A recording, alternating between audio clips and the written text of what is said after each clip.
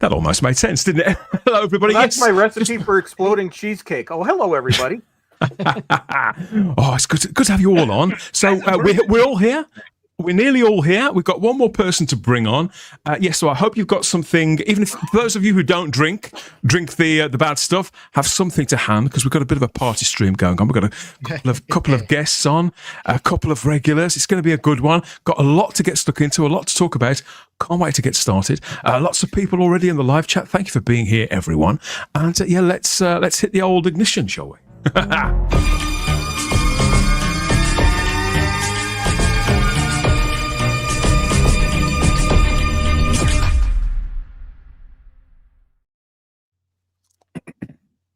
Welcome aboard the Spacebook Live, where we talk all out there entertainment and live stream it to you on YouTube and on Rumble. And this time for the 100th time. It's Saturday, the 7th of December, 2024. And don't tell my Auntie Anne, because the tree is up early. Everybody, I'm Dan Hadley, Birmingham's King of the Geeks. That's my tree there, or one of my trees. And we've got so much to talk about and to celebrate 100 shows over the last 3 or 4 years, something like that. And just to prove it, I've got a panel to bring on as well, who I think they could be on the outside of a couple already. We'll have to wait and see. Any second now. Okay, we've got some messages already in the live chat, because we're live streaming over to Rumble and to YouTube as well. Multiple channels this time. Thank you, everybody, for being here. We've got a lot to discuss on this show 100. Okay, so here's the panel. Where are they? Yes, so we've got the one and only Bolstrek here, and Frank. We've got Z3PO back on the show directly underneath me. The Rabbi from Other Planets there as well. We've got Culture Casino over the far side there. The one and only Culture back as well. We've got him for more than 6 minutes as well, so I hear. Yeah, more than 6. And there's John Yulden in the bottom corner too. And I'm happy to say, rounding out the panel of this galaxy of stars that I've set before you this time. Now, if I'm very much the sort of the Terry Wogan of the Spacebook, then this bloke, I like to think that he's the Ken Bruce. It's the one and only and the ever mega Ian David Dears. Hello. Happy birthday. Is it a birthday? 100? I think it counts. 100th. Yeah. I think it's sort of. I think it sort of counts. Yeah, because we did the first one of these. Ian, it was you that dragged me into this one as well, if you remember. The great Sean Connery had just passed away, and you said, why don't we go live and talk about it? So the two of us did, and we weren't quite sure where it was going to go. And it sort of turned into this. Really. So yeah, good idea. Happy to have you back. It's good to be back. How's everybody? Look at this bunch of reprobates as well, Ian. I don't know. All at once, yeah. Good. Doing all right. Biffy. Yeah. Some of us are eating. Some of us are drinking. The Rabbi's back from Sabbath as well. I think he's probably got lots to say. Sabbath, let me tell you. My wife just went food crazy. My son was home from the army, so yes, and so she just made an insane amount. But it was all very good. Artichokes are in season in Israel now. Do you have those in England? We do, but I've never had them. I've never had them. Oh, no. So she does this great thing. She cuts an artichoke in half and roasts it with like lemon, and I don't know what she does. It's just really good, right? And we had that. We had beef Wellington left over from the Jewish New Year because my son was away for that. And then we had these potato pancake thing called latkes that you have it around this time of year, just for shits and giggles. I don't know. There was just a lot of food, okay? And it was all very good, right? We had a lot of food. And then lunch was even worse. It's good to have you back on the show as well, Culture. Yeah, I think you came on for our Alien Romulus review, didn't you? 2 or 3 months ago? Yeah, a couple months ago. It was great. I still love that movie. I think it was very good. I took a different view than many on that panel, and I took a lot. I was with you. I think it was you and me against the world on that one on this show. I think that would have been great if that was the plot of an interactive alien experience. Yeah, right. If you're on an alien ride with that plot, it would have been perfect because it would have been the greatest hits of it. I have not seen it yet. Like I would much have rather seen the last movie in the Prometheus cycle. Right, I wish HBO Max would do that as a mini series. Right, that would be awesome. apparently, Rabbi, Ridley Scott, the great Ridley Scott, has been talking about doing the final film in the David trilogy. And Michael Fassbender is up for it as well. So between them, they're really angling for it. I'm not sure if... Has Michael Fassbender still got a lot of star power, do you think? Or what do you think, Culture? Is he still bankable? Yeah, I think he just hasn't had a good picker on his projects, to be fair. I think he's been underutilized for quite a bit. So I think if both of them have enough pull, I think they could definitely do it. But I'm looking forward to Alien Earth. I'm sure you guys are as well, because that's on Hulu. Right. It's got a good creative team. What's his name writing it? Noah Hawley. Yeah. He's bankably good. Yeah. I don't think I've seen anything he's done that was bad. Right, I feel the same way about James Gunn as well, and so far everything's living up to that. So, but you want to talk about that later, right? The Creature Commandos thing. Yeah, we're going to talk about Creature Commandos. Of course we are, as well as a bit of Star Wars. We've got other trailers and posters and all manner of things that have turned up as well. So stay tuned, everybody. We're going to take in your comments from the live chat too. Where are we? Yes, there they are. Lots of people lining up as well. So why don't we head over there and take a quick look and see who's turned up to wish us a happy 100 shows. I think that could be quite cool. I'm going to tell you how it's going to be. With Scotch's lifetime guarantee. Tape what you want both night and day. Then re-record, not fade away. Re-record, not fade away. Re-record, if it's Scotch, it's guaranteed for life.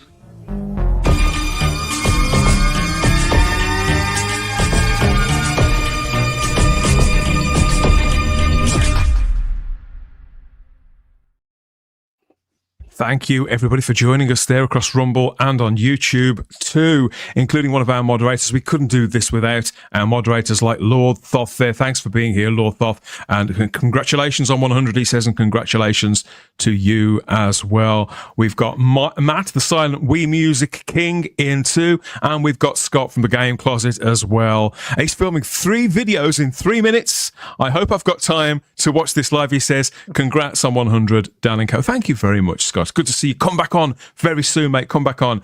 Adrian James is here too. Evening, everyone. We've got an evening all happy 100 from Darren as well, all the way from deep within the Darren zone. Which one's? Yeah. Yes, it is.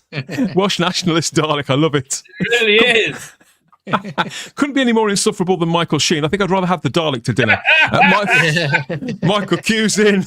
Michael Q's in too. Of course he is. As is Gwagnar. Hello, everyone, says Gwagnar. Happy 100th episode from Ezra Goldstein too. Got one from you as well, the Rabbi. We've got some from John too.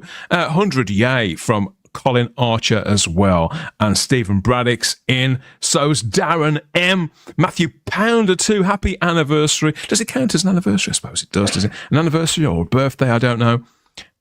And we have Alison Stevenson in the live chat as well. My Christmas tree is up in the loft, like a sensible person. Good to see you, Alison. Welcome. Okay, yes, so 100 shows, and sadly, it doesn't mean that it's all good news. There's lots of stupidity to get stuck into on this edition of the show. Obviously, this is 2024. So you'd have it. So we'd have you believe if you look at the calendars and the diaries. But the future does seem to beckon. Jaguar are taking us, or Jaguar, if you're in America, Jaguar are taking us into the future. They revealed this car. Anybody see this in a sort of really nauseating commercial a couple of weeks ago? Did you catch that, Z? I did. Look at it. It's horrible. It's horrible. If you remember, in the original, in that silly advert, Ian, there were sort of weird people sort of dancing around with silly hair, and there wasn't a single car to be seen, but they've shown us the cars now, and I'm not any more impressed with the cars, to tell you the truth. I think it would be pleased looks with a lot like Thunderbirds, right? Yeah. It does. Even Parker would say no to that, though, wouldn't he? I was going to say, it looks like an actual measuring it's toy. meant to appeal to wealthy tech executives. But that's not real, is it? No, that's that's real. real. Yeah. That's the market it's going. I'm afraid it is. Right? And so for that demographic, it's not as crazy as it looks. But that's just a graphic. No, that's the real car. Yeah, no, Really? they showed this thing in person. Yeah, Right. Was it Miami, They're wasn't looking it? I think was it Miami? The Tesla share of the market from the woke, right? Whoa. woke people won't buy Tesla. This is them trying to get that market share. Is this the future that we could be looking at then, Casino? Would you drive one of these, Culture? Certainly not. And look, they've made some outrageous claims for these vehicles. Most recently here in the States, they've become famous for catching fire with the e-Paces. About nearly 3,000 models had to be repurchased from the owners because of the fire danger here in the States. So I don't trust their electronic technology. Jaguar has had terrible electrics for a long, long time, and a history of not being able to function every single day of the week. So you needed an extra car. At least that's the reputation they have here in the States. I've always admired them, but they do take quite a bit of maintenance. Now, you will not be able to work on this vehicle yourself. This is a legitimate thing. They are going to build it much like the concept car, according to the guy that's now in charge of Jaguar. So I'm kind of I kind of see the future of JLR being kind of doomed, and I'm afraid that this particular vehicle will rub off on the rest of the brands. I don't know if anybody else agrees with that, but this I think is the next Edsel, right? This is an Edsel, right? This is a company killer, right? This is Bud Light, yeah. This is like so massively out of step with the pulse of the nation. So, Rabbi, they've taken the actual Jaguar off the front of the car, that hood ornament there. Offensive. That's gone. You think if they put a mini sculpture of Dylan Mulvaney on the front, that may have had the same effect? I mean, how many times is somebody going to do this and have exactly the same result? No, they've reshot Captain America twice now. That means they shot it 3 times, right? And why can't they make it work? Because it follows the same shitty, stupid idea that they did in the comic, which failed epically then. But I wondered if it was just me, because looking at this, I've always been into the idea of future cars and gadgets, Chris. The DeLorean. I remember first seeing the DeLorean with the doors that sort of open up like that, and just being wowed by it. And I'm not really a car guy, but I do love a gadget. And look at the size of those wheels, Chris. You were talking last week about the special tires that you have to have on yours in the snow and the ice. Tires, man. Studded tires, dude. They look like little nails coming out. It's awesome. Hey, is this the car of the future? Does it fly though? That's the question. So that's what they're claiming. That's what they're claiming. This car has a future at all. For the woke developers of this, what you want to do now is for Trump to announce that they're going to use it for their official campaign with Trump Vance written across the side of it. That would really wind them up. Just imagine. It's only going to be, was it Elon Musk cars? What's he called again? Teslas, I mean, I hadn't thought about Lady Penelope's car. That is kind of cool, but for me, the only pink car that I've ever wanted is this one. That one from. Yes, you were going to say the car, dude. That despite Jaguar attempting to break the gender norms of modern society in their advertising and branding, it's ironic that they come in a boy's color and a girl's color. Oh yes. I don't. I mean, maybe certain kinds of boys, but anyway, the color itself. Look, I look over this campaign, and again, we all kind of operate in the same sphere, and so naturally, people around me did a bunch of videos on this, and so did I. It speaks to a non-existent group of people, Rabbi. I believe. I think there's not really a market for this car. It has a terrible styling, especially from the front. It reeks of terrible design, because if this is an electric car, it has a giant bunch of drag, which is going to reduce the mileage range that this vehicle gets. It's got very strange trunk. Have you seen how that thing opens up? Yeah, okay. You got to understand, this is for and by morons, right? It's the tech executives that want this are the same people they think are going to buy it. It's for and by morons, right?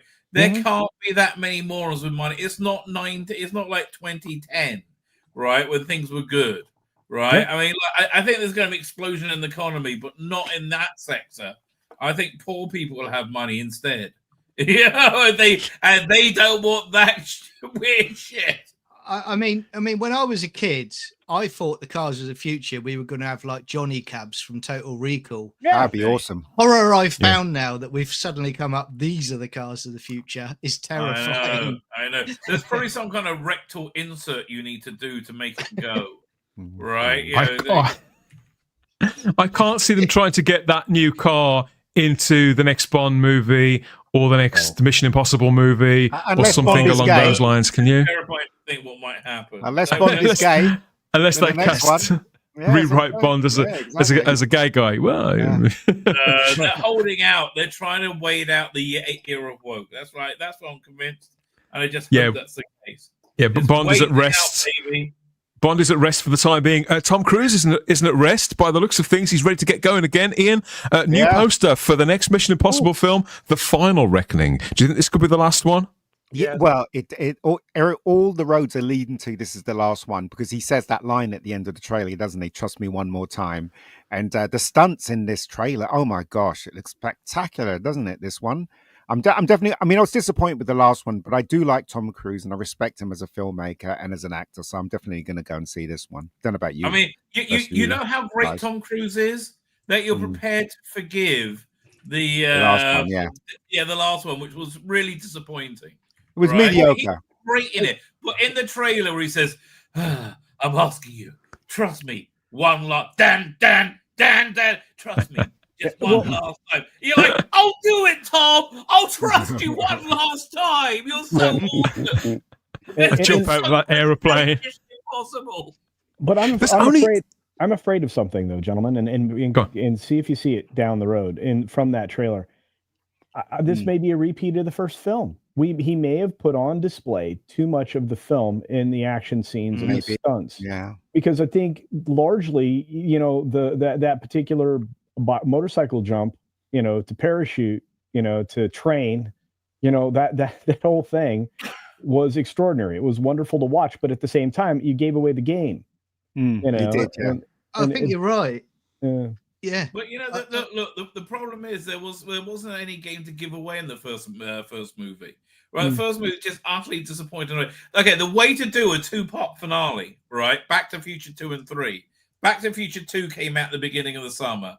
Ended with the trailer for Back to Future 3. Then at the end of the summer, Back to Future 2 blockbusters. The week later, Back to the Future 3 came out in the cinema. You got to have that momentum. Yeah. Like, it was too sluggish, right? It was a mistake to make it into 2 movies. Yeah, but it's a different world now, Rabbi, isn't it? You've got streaming and everything's different, Yeah, but one would have sold and this didn't, right? That first episode was just sluggish and it went nowhere. There was no high points on it. Like, they killed off Rebecca Ferguson. I was like, oh, what a great character. Why? Right? You knew she was going to get killed. Right? It kind of meandered and went on too long. She's got that TV show to do. That's why they killed her off. So there you go. The next year, 2025, is the 30th anniversary of this film series, believe it or not, everybody. So perhaps he's shown us all it's possible to show us with it, or at least with this incarnation of the Mission Impossible franchise. I don't know. Let us know what you think in the comments. Something else that's returning after a long time away, though, this time for another outing, is this. It's 28 years later, and we've got our first official poster here from the third film in this sequence. Stars Jodie Comer, Aaron Taylor Johnson, and Ralph Fiennes, again directed by Danny Boyle. The first of these films came out 25 years ago, something like that. There was a sequel 3 or 4 years later, and then it's laid back all that time in between. The original one? I don't think so. I'm thinking I'm going to do Christopher Eccles, aren't I? Aaron Taylor Johnson, he's in everything now. He's really the guy, right? I hope he gets a Bond job. Yeah, he's definitely my first pick for Bond. But I mean, what did was you this say? always A Bond job, or was it a Bond job? Well, hey, listen, I don't cast aspersion. Whatever you want to do, baby. Right? Whatever you want to do. Is there any appetite for this 28 years later movie here on the panel, Chris? Totally. Danny Boyle and Alex Garland, totally. Aren't you interested where they are 28 years later? I personally, I'm really excited for this. What do you make of it, Chris? Because this is kind of in your wheelhouse, isn't it? This slightly zombified films. Well, this is one of those films that's been in development hell for 20, well, yeah, almost 20 years. The last one came out, what the hell was it, 2007? My brain is not working Around that. when it comes 5, to 6 maybe. the first one came out in 2002. I like the first one. The second one, I'm torn. It didn't really. It's one of those franchises that became a franchise that didn't need to be a franchise in the first place. I think the first film stands on its own. I don't think we needed 28 weeks later. This is one that I'll check out, but I think it's one that's just, it became 28 years later because they took so long to put this thing out. I don't know if anybody even remembers the first two. So my level of excitement of this is, shall we say, lukewarm. Also because horror is still in woke hell at the moment. So yeah, we're in probably the worst era of horror right now, like we are with everything else. So I will see when it comes out. It would be nice to be pleasantly surprised, but am I expecting something? No. I do love that first movie, and that's Christopher Eccleston before anybody knew what he was. Although you do have to see what's his face's ding along in it, which I kind of didn't want to see, but that's that You is see a lot of it as well, right? The thing about way too long. the thing that's really scary about this film, though, John, this, or at least this sequence of movies, and this sort of world, it's not necessarily that it's particularly gratuitous. It's the mirror to our own world. It's the idea behind it, isn't it? It's kind of like Threads was back in the early 80s, in that, if you sit and you think about it, you think, well, how would I react? Would I survive? What about the people that I love? And, so that's the real gift of a film like this, isn't it? Yeah. Why did you have to bring Threads up? It's taken me years to try and get over that. It's because we breed happiness here, and we want to make everybody as uncomfortable as possible. Yeah. I would say with this one as well, though, I don't know. I'm just a bit zombied out at the moment, I think, really. That's my only niggle with it. What's Alex Garland been doing? Last thing I saw he did was Annihilation, which I thought was very, very good. It's an acquired taste and a bit weird. But Alex Garland is a real, bankable name in terms of steady string of films, interesting choices. Some are better than others, but I've seen most of them, and I've never come away thinking that I'd wasted the evening watching one. Right? And Danny Boyle, I mean, again, he always knocks it out of the park. I would love to see him do a Bond. Right? He was supposed to do No Time to Die. Away, didn't That's he? right. Yeah. I thought because he wanted to kill Bond and they didn't want him to do it. I don't know. They should have just gone on with whatever he thought, right? Because I really trust him as a creator. It turns out that we all assumed that he wanted to kill Bond and they didn't, but it was actually the other way around, and it was him that had got. He was right. It was Boyle that was right the whole time. Yes, that's 28 years later, coming soon in cinemas as well. They're keen to stipulate there for that one. If that's a little bit hard going.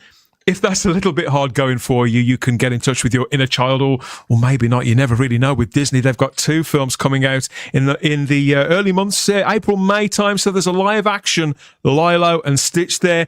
Animation looks terrific. I'm always a bit reluctant to look at those in case they damage something that I love very, very much.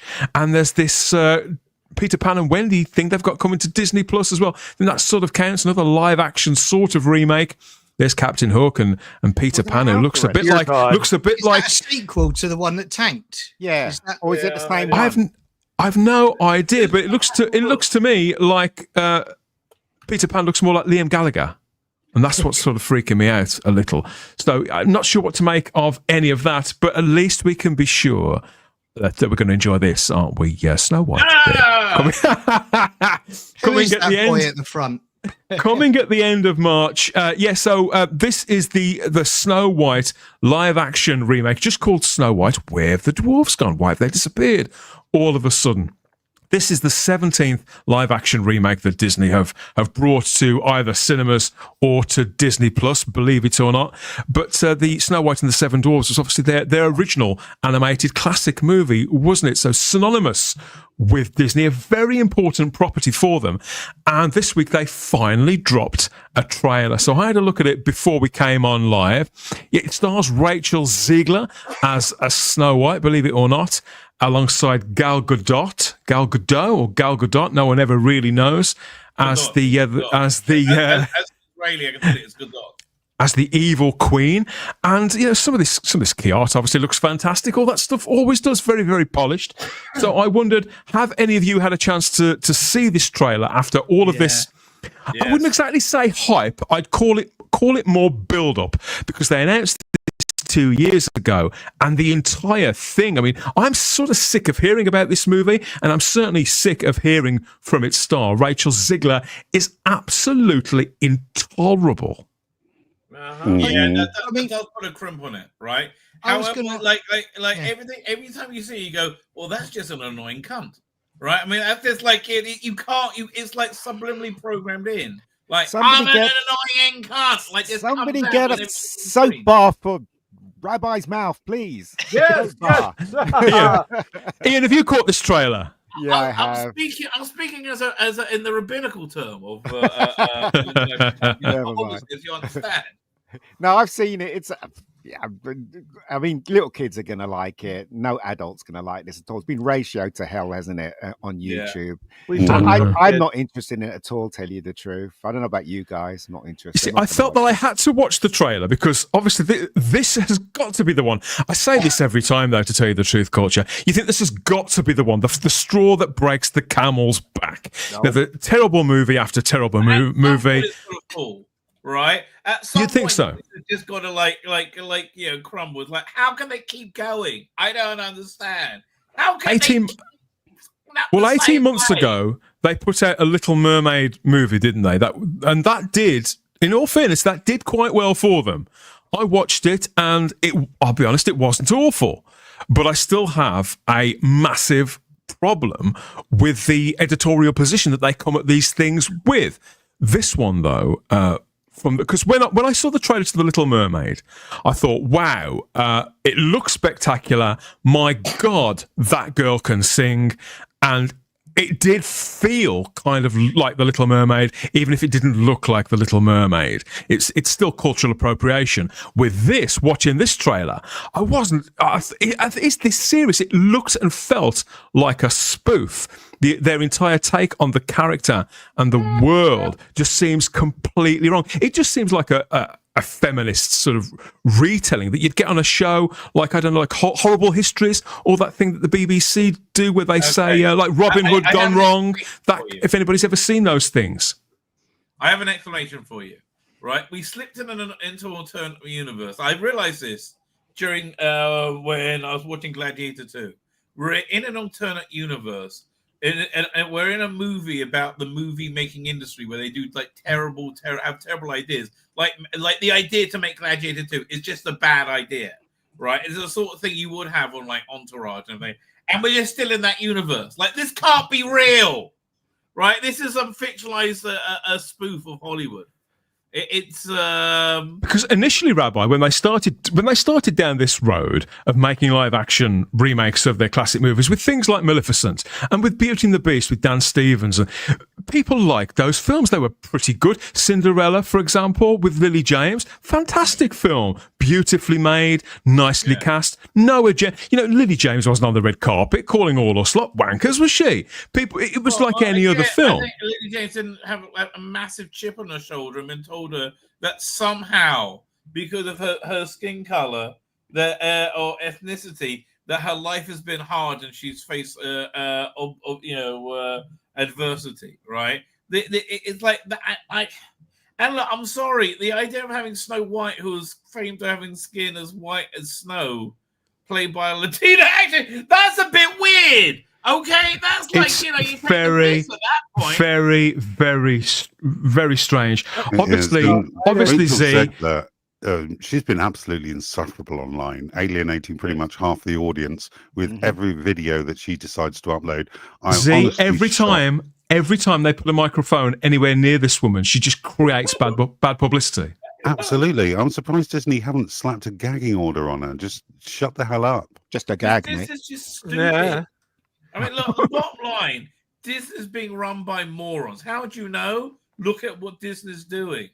Look at Well, those exactly. unholy I abominations like there. The seven dwarves. What the? I mean, that's the strangest thing of all, because the seven dwarves have been excised from the title culture, but they're part of the film, and these are dwarves, I suppose. But we have dwarf actors in the real world. They could have just cast 7 actual dwarves. I blame Peter Dinklage. Why have they treated them like they have to be recreated? Like, we haven't got dwarves in the real world who are perfectly capable of playing these parts. Instead, we've got these weird sort of characters in their place. I think what they're trying to do. Sorry, carry on. No, all I was going to say is, I think Peter Dinklage pulled the ladder up behind him once he was a star in these productions. Right? That is true. So, and then if you top that with the fact that this was supposed to be a faithful classic, it was to be honoring the classic 1937 film. The only reason the Disney company exists in the form we have it now is because of the success of that animated full-length feature. Yeah. Okay. So when you look at it from that perspective, step back and look at it from the business perspective, this has nothing to do with business. This is about messaging, as I think Rabbi was able to tell you. And it's because they are so aligned with an ideology that this particular film has no mention of the dwarves in the title, because this is Snow White, warrior princess. This is the thing you guys aren't understanding. This is She's a girl. the focus. She is the focus. She's the girl power boss. She's not going to fall in love with the prince. She's going to save the prince. She's going to be a leader in a cultural revolution. If you can watch that right in the trailer. That's what this film has come to. And they've reshot this 3 ways. Backtracked, didn't they? Because initially it was like the 7 hipsters. Remember, there's one like little actor, and there was like a black guy. They're all 7 hipsters, right? And then everybody saw it, and they went, "What the? That? What the? What?" Real guys. Monstrosities from Hell came up. Real guys performed the motion capture for this, because I know one of them is a mate of mine, and so they've covered him up obviously with CGI. But you think, well, why on earth couldn't they cast actual actors? It does seem like a complete inversion, not just of the original 1937 film, Ian, but again, the problem I've got with this is yet again, obviously it's a grim fairy tale that's being completely repurposed. It's being totally detached from its origins as part of European culture, European folklore. Yeah, I'm just saying that I think what they were trying to do was trying to copy the way they looked in the cartoon. So that's why they look like Nightmare Fuel, the little I call them little people. But this trailer's been criticized about the visual effects. But I actually think the visual effects. I actually think the visual effects is quite good, apart from the dwarves. They're fine, apart from the dwarves. Yeah, apart from the dwarves. Yeah. So there you go. Everything else looks as immersive as you'd expect, but what snaps you out of it is the attitude of that particular actress. I think, even though I do keep forgetting her name, because to me she's got next to no charisma at all. Every time that persona, Chris, when I see her speaking in that trailer, I mean, not only do I think the trailer looks like a pastiche or some sort of spoof, it doesn't look for real at all. Just as Culture said, it looks like a deliberate political co-opting of that original story to tell a feminist version of the same character in a kind of roundabout way. I mean, the recasting of the central character, as you said, was you that said that she got skin as white as snow in the original story. I've got some illustrations here. This is an illustration from an early edition of Snow White. That looks like a porn version. Looks like I believe there are some, but my only interest in this is I love watching Disney burn itself to the ground, because I'm now 2 years into my Disney boycott. But Rachel Zegler, she's not oppressed. I don't even think the issue is that she's been told she's oppressed. This is a little brat that, as long as she's been around, has been told, you are better than everybody else. You are the princess, dear. So she's carried that through, and you can see it in the way she talks to people. And we've seen a lot of young actors like this who are just narcissists. Like, this is the worst actor generation in history. But you can tell she looks down on everyone. She's like, I am better than you. Listen to me. Ha ha ha. Weird. Shut up, you. I'm not going to say the words that Rabbi said, because I don't want to get my mouth cleaned out with soap, and I don't want to get our friend Dan kicked off the YouTubes. But no, it's just a thoroughly unpleasant person. Raise your kids properly, people, because this is what they turn into, and this is what the rest of us have to deal with. And you just roll your eyes. But I'm like, I'm enjoying Disney's missteps at this point, because I hate this company.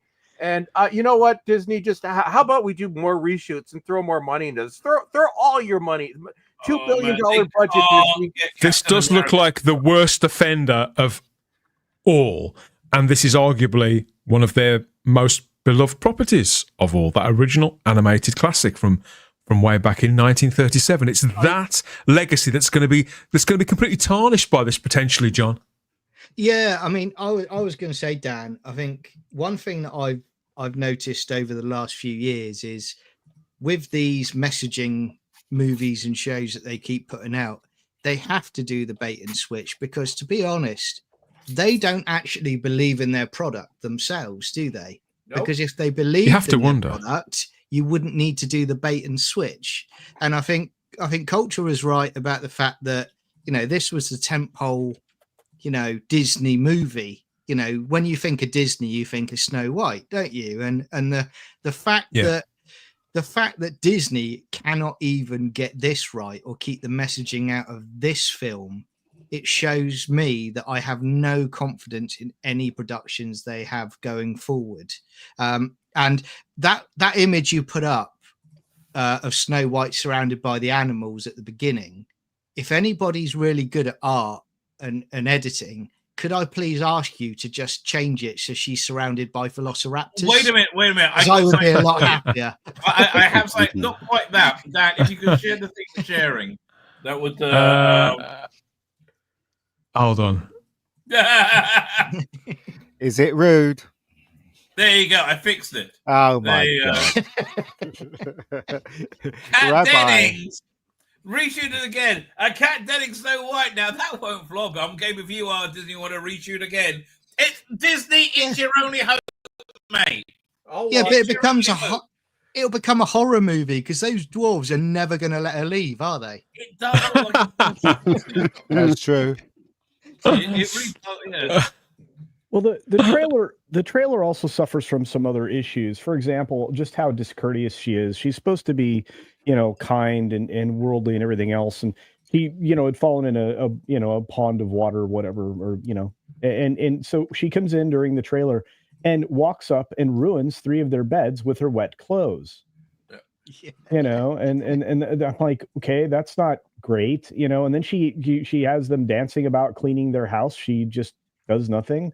It's like, Culture. That was what struck me more than anything else. It's one thing to employ an actor who who personally is unedifying and can't speak well, but as a character, you think, well, surely they'd wanted to come over better than that. She comes over. Snow White herself seems obnoxious, entitled, annoying, unhelpful, stroppy. I can assure you that on the set they directed her to be herself. The saving grace. She is box office poison, though, isn't she? Now she it looks that way. Hasn't she just had another film that's recently released and it's tanked as West Side Story, the Hunger Games prequel. Neither of those films did probably what they could have done. That new and there's one I think out, that's come out recently. Y2K. That's not doing That's well. the one. That's the one. Yeah. So that's not doing well either. Saving grace of this, Ian, could be Gal Gadot as the Queen. Brilliant casting, and she looks great in this. She's the one thing I think that's working for it. Why is she going to the mirror and going, "Who's the fairest of all?" It's obvious it's her. So I don't understand why she's asking. Really, it's not that Rachel Ziegler is. It's not that Rachel Ziegler is. Sweeney. It's not that Rachel Ziegler is particularly ugly as in her looks. It's just she looks permanently pissed off, and so you can't respond with any kind of warmth or attraction to somebody like that. We all know they've got this wrong, but I just expected something from the trailer, at least the story to be something approaching pure. But it's just like you said, Coach. They clearly co-opted the entire thing, and I just think about how important this is, a part of German culture since right the way back in the early part of the 1800s. This stretches back to 1810, 1815, something like that. It's important to the German people. These characters are markers of their cultural legacy. What I don't understand, broadly speaking, just like The Little Mermaid, why is that cultural heritage completely unimportant to Disney? And if Rachel Ziegler's a Latina, is she something like that? I'm sure that there's lots of stories that she'd be perfectly suitable to be cast in, stories that have been left untold from other cultures from over the globe. So why pollute this one? Why can't this be a celebration of Well, Dan, German folklore, of German history? It's beyond me. Aren't they part of the world as well? Aren't they part of our diverse globe? No, well, Dan, no, she also she just tanked a A24 movie as well, one that I would have normally been very excited to see, which is Y2K, which is the premise is what would happen if Y2K actually did take out our computer system. And it's very hard to tank an A24 movie because they have budgets of nothing, and this is one that sounds really cool. And normally, if not for her, this would have made them a hell of a lot of money.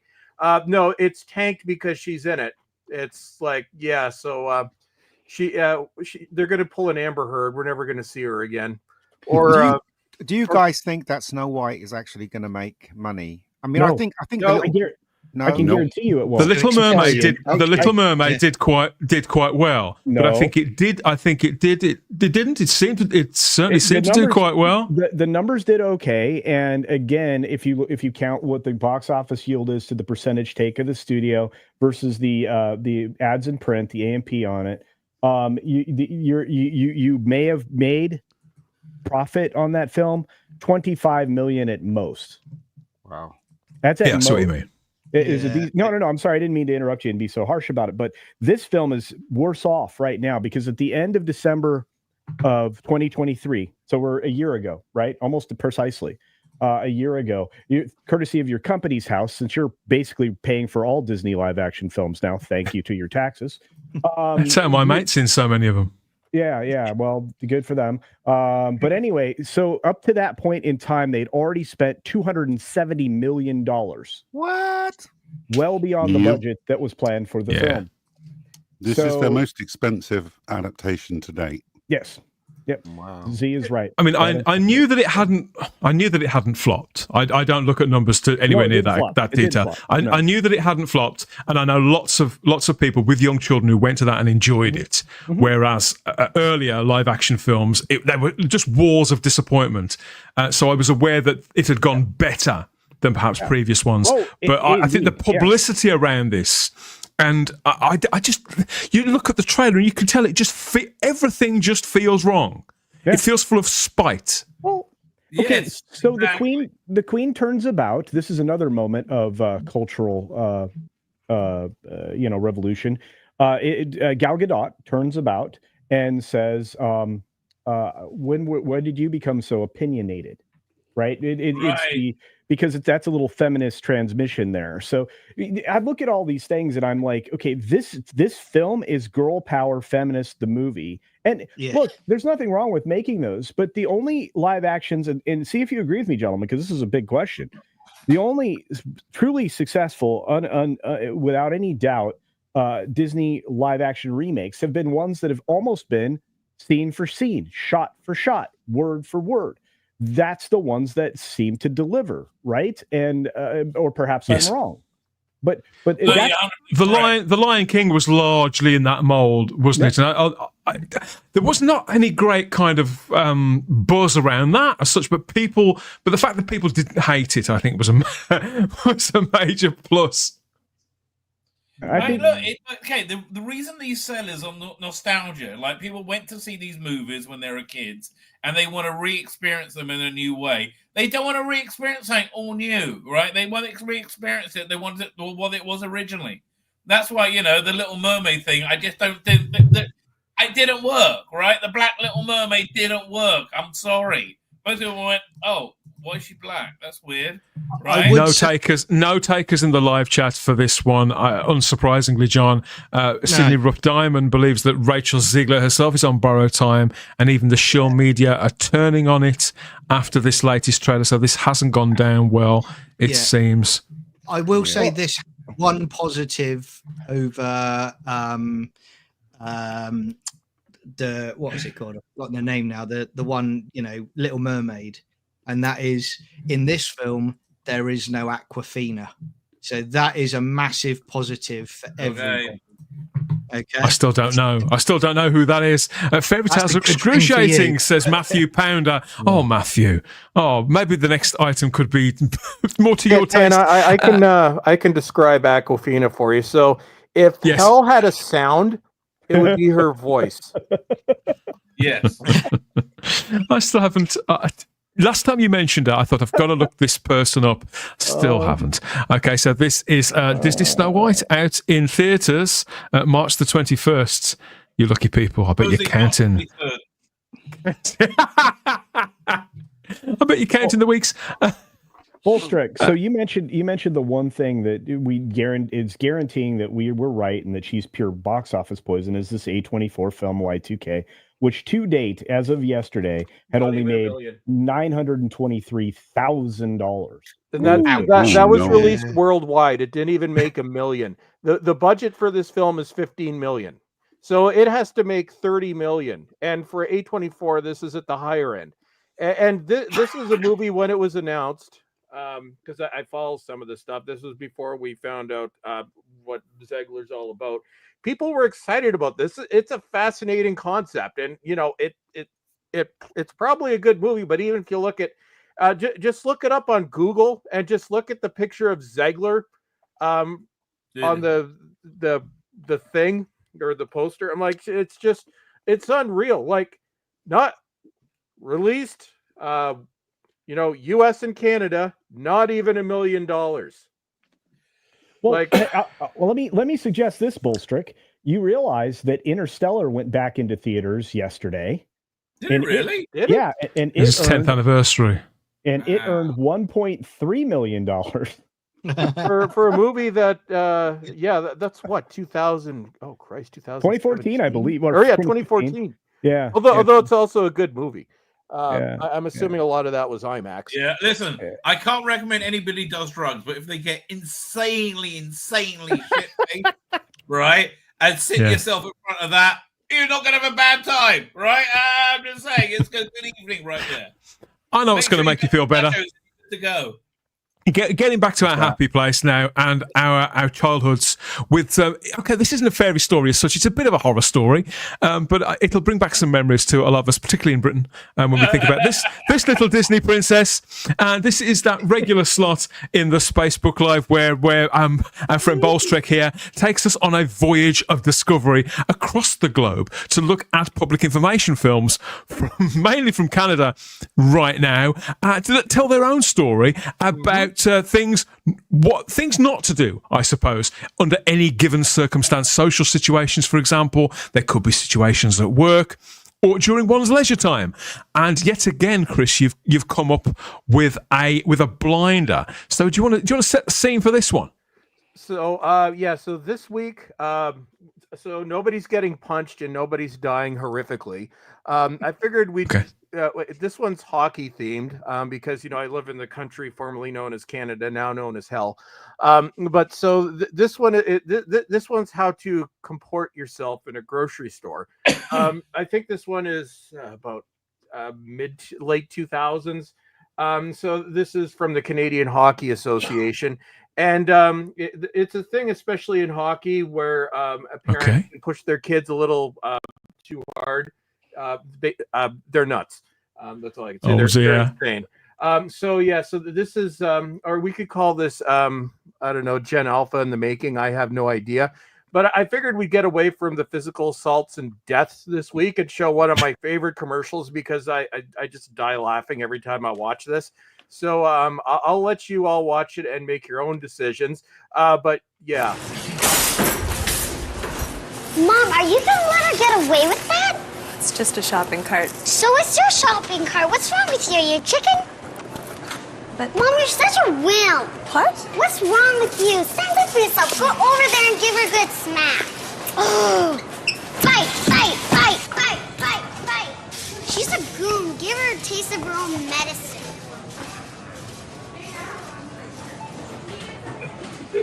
That is very, very strange. Slightly, what a horrible, scary child as well, isn't it? Yeah. Child, oh my gosh. None of mine have turned out like that, Ian. I'm happy to say none of mine. The boys or the girls. I actually feel like the girl had a good, strong argument there. But that's fine. Yeah. You know, when Chris was talking about hockey, though, it led me down a different path, because I thought it was going to be like a kid decapitating someone with a hockey gear or something like that. Those you know, do exist. I gotta dig them. Oh no, there's some nasty hockey PSAs too that I gotta track down. But this one is one of my personal favorites. Next week we're getting violent again. Hold on. So Chris, what is this advert about? Is it about how sports affect kids or something? Well, no. If you so the ad was so basically, if you're Canadian, you know what it's like to be in an arena. I go. Both my nephews play hockey, so I see this all the time.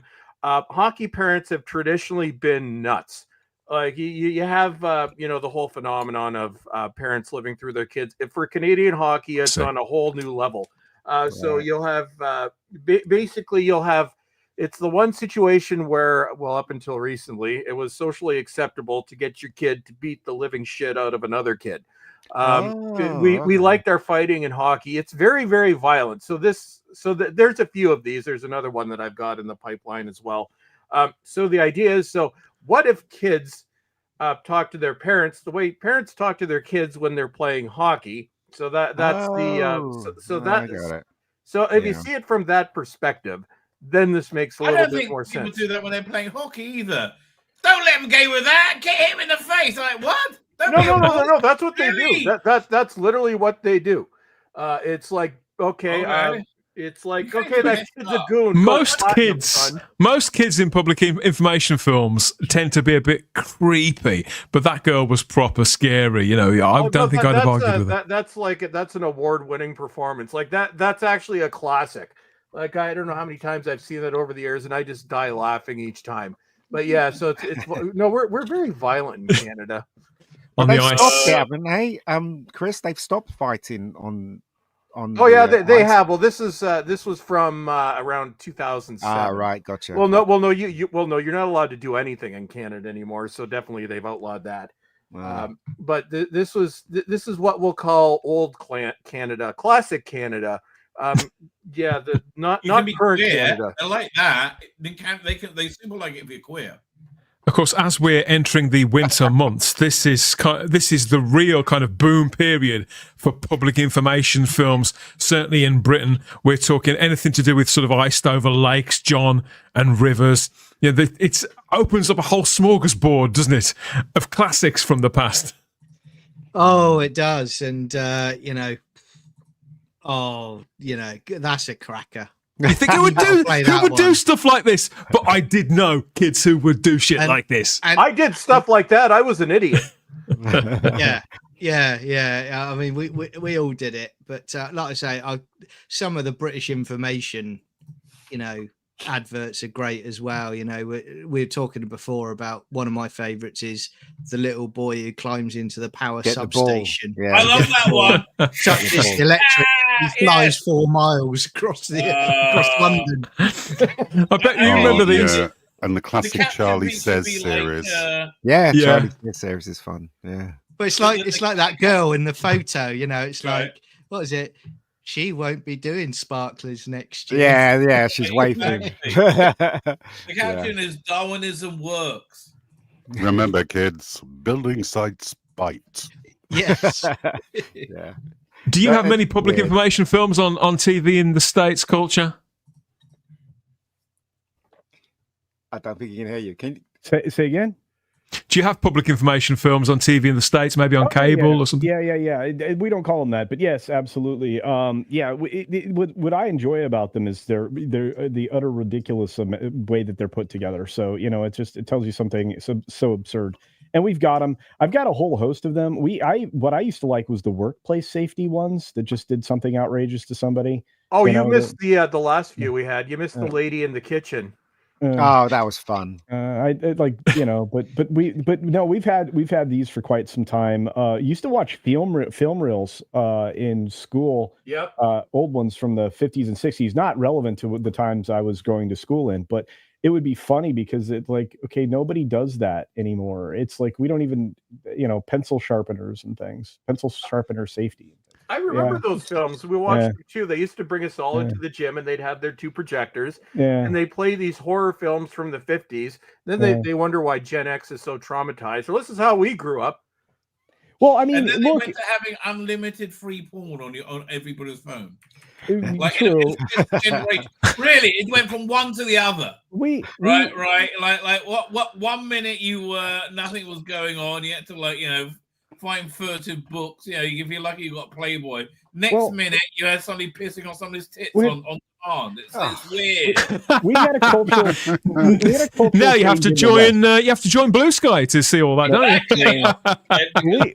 We had a cultural change after World War II and after the boomers generation. Right, the cultural change was to have it all. Your parents both had to work, which meant my generation was a bunch of latchkey kids. Yep. So we used to come home, fix our own meal, do our own homework, maybe take care of the siblings, the whole night. Yep. I was the eldest, so that happened frequently. That was my life. So as I grew up, I became incredibly independent. Our generation is incredibly independent. I mean, tail end of the boomers was the next generation. That's me, and I'm going to tell you, it was a different world, and now. They just put a woman in prison or jail for a stint because she let her kid go a half a mile down the street to do a chore, right? Whereas I literally would disappear from the house all day, all afternoon, and be back at night. It's like where we've gone round the bend, and it's all the Karens and the cultural shifts that have kind of done it where. The kids don't feel empowered to learn things, and they're not creative. They don't problem solve. They're not taught how to problem solve. Dude, give it 2 years. Yeah. Give it 2 years from now, you're going to be living in a different universe. Look how quickly Argentina got turned around from what's his name, Milei. Yeah, Milei. Like 10 months in, they went from 25% interest rate inflation to 2.7. In 10 months, right? There's going to be so much optimism coming out of America. That's why I think the Superman movie is going to do well, right? I think it's going to be pure Americana, upbeat, happy, goofy fun, and I think, I do think it's going to be, feel good fun. I think it's going to really catch that cultural wave at the right moment. There must be some good stuff. Yeah. Well, I think one thing, and I Canada was. It was common where up until 1990, basically you could physically assault kids in school. Like I had more than one teacher, but I remember one teacher. This was when I was in like grade 6. If you were misbehaving, and this guy was a beast, he would pick up the desk with you in it and throw you in the hall. My grade 1 teacher, if you were talking, she had these books that she kept on her desk specifically to whip at our heads. If we talked, yes, I had a teacher who did that. Principal's office, you were screwed. I'm like, back then, you feared your authority figures. Like now, it's like you go to the principal's office and he's your friend. In the 80s, you go to the principal's office, it's going to be a very bad day for you, son. It's like this is what the world was, and I think most of our generation grew up to be normal. Most of us. My teacher threw a cricket ball at my head. He said, "Diaz, pay attention," and he threw it. Just missed my head. You should have paid attention. That's why. Probably. Yeah. So you look at him. He got his messages across, didn't he? Yeah, but this was an era as well that if you forgot in the UK, if you forgot your PE kit, you either had to have the smelly stuff out of the basket that was left behind, or they made you go out in the freezing cold in just a pair of pants and a vest, and it was rugby. It was not good. That happened. I can tell you that happened. I remember. Mark Milford says in the live chat, I love how the rabbi just let it fly. Yes, occasionally, people always say, why are you always complaining on this show? Can't you say something nice? So we do try and throw in items, segments about things that we enjoy. And Rabbi, you wanted to tell us again about Silo, didn't you? Now, Andy. No. I've got to. I want to tell you one little sliver from the last. That's why she died in Mission Impossible, because of this show. That's why she died. Well, you know what? It's worth it. This show is. If you remember how good Battlestar Galactica was when it came back, right? And it's like second and third season, right? When like everything it did was like perfect, right? It's that good, right? It's that good. So I want to tell you one. Well, remind us, because Andy talked about this during the first season. She came on and gave us the sell, but it's been quite a while ago now, 18 months or so. What's the premise of Silo? Okay, so the premise is this, that it's set in a silo. It's the world building is excellent. It's 147 levels deep. There's 10,000 people live there. They don't know why they're living there. They believe it's not safe to go outside. They don't know when it's going to be safe to go outside. Their records go back like 150 years till there's a revolution. And like on every floor, there's this like communal areas canteen with a giant screen that shows the image, a live image of from a camera they have outside. It shows like this desolate wasteland. Now, what it's really about is systems of totalitarian control and the gaslighting that those systems don't exist, which is, I mean, that's really the core of the stories, that everything that revolves around it, and it's so apropos to today and the world we live in today. And on top of that, each character is incredibly well fleshed out and realized. You got on the screen they have this guy called Commando. I think this is his first acting role. He is freaking-tastic. Yeah, I've seen him in things before. He's quite good. Yeah, he's got a lot of charisma. He mesmerizes when he's on screen, right? He's a very layered villain. Anyway, so without spoiling it too much, right? This thing happened yesterday, which I've been obsessing about. So if you do something bad, they make you go outside to clean, right? To clean the camera thing, and when you put you in this spacesuit and they put tape around it, and they go and they clean, and then they keel over like a minute or so later, right? Nobody really survives, right? So eventually one person gets sent out to clean, and for some reason their tape sealing up their suit is different, and they don't keel over and die, and they go over the hill, right? And they see there's like a gazillion billion. No, they say there's a bunch of these silos, right? That was a season 1 cliffhanger, not that it was like that big a deal, because you kind of knew that was going on.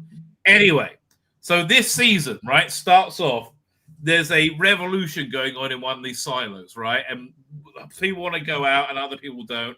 And the people who want to go out, they win.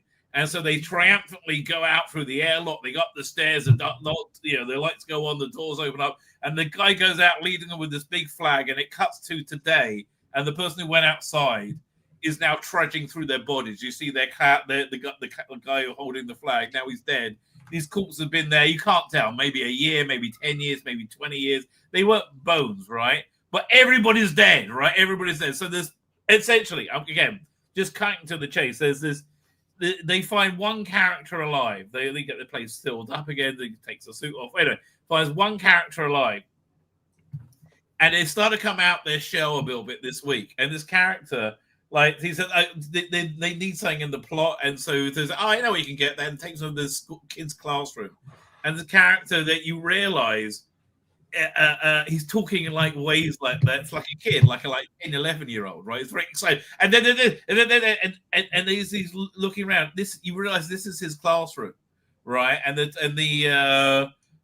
said, "Oh, this is Becky, Doohan's satchel, right? She was always so funny. She always made me laugh." I said, "How old was Becky?" Because it sounds really high concept as a show, Rabbi. But if it's about so people, great. and if it speaks on a level that everyday people can relate to at various points in their life, then they're onto something with this, aren't they? I remember Andy telling me about this. I remember Andy telling me about this and being sort of sold on it, and I just never made time for it. Okay. And now it's into its second season. Yours isn't the only glowing review that I've received in the last few weeks. It does sound really strong. Has anybody else caught this? John, have you seen Tim Silo? Robbins? Not seen it. No, is that Tim Robbins? Yes, Tim Robbins. I believe it is. Yeah. Okay, this is the pitch. Christmas is coming up. Treat yourself. $10. You'll get 2 seasons of this. You get Severance, which is they got new Severance that's starting in January. You get Napoleon. This is really where good stuff is Christmas, right? It's so worth a $10 subscription for the month. You get a lot of great stuff, but this thing is incredible, right? It's the best thing on TV by far, right? There's nothing even vaguely close to it. There are some things I've seen from Apple that I have really enjoyed, and it does sound like something that I'd get a lot out of. Yeah. If I was in the right frame of mind, I think, Ian. I think stuff like that is quite high concept that can cut a little deeper. We'll talk about 28 years later, earlier on in that kind of world. I have to be in the right frame of mind for that kind of thing, or to revisit something like Threads and things. So, if they're humorless, then they have to catch me on the right day. Culture. I mean, I'm like that with like the Dune movies. Anything that Denis Villeneuve does. I have to put it on when I'm in the right frame of mind, and Silo kind of looks like that. Have you caught it? No, but it is one. This is funny because I've been hearing the same things from people recently, so I'll have to take a look at it. I initially looked at the trailer for the first season, and I was like, well, that seems intriguing, and then it just kind of fell out of my mind. But I can take a look at it. Yeah, it's a really strong human drama. That's really the thing. It's like you've got this high concept stuff, but you're all brought into that story by a very intimate human drama, right? And in fact, the main character doesn't really come till episode 3. I don't think you see it till then, right? And it's a completely different cast in the first couple of episodes. It's really. I mean, that's what I found about For All Mankind as well, which Mark mentions in the live chat. Mark Laseth mentions it in the live chat.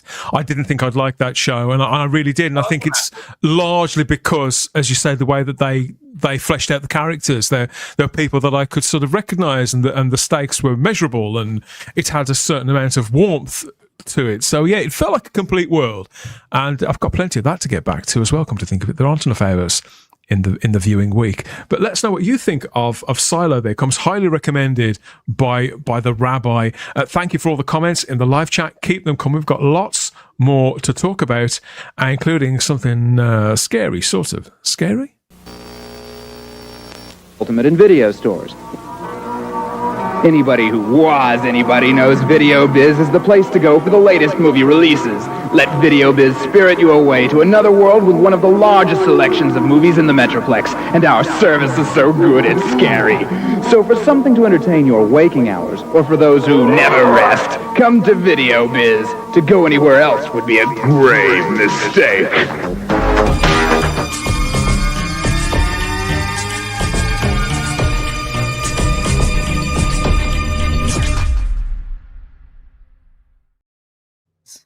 I want to go to Video Viz.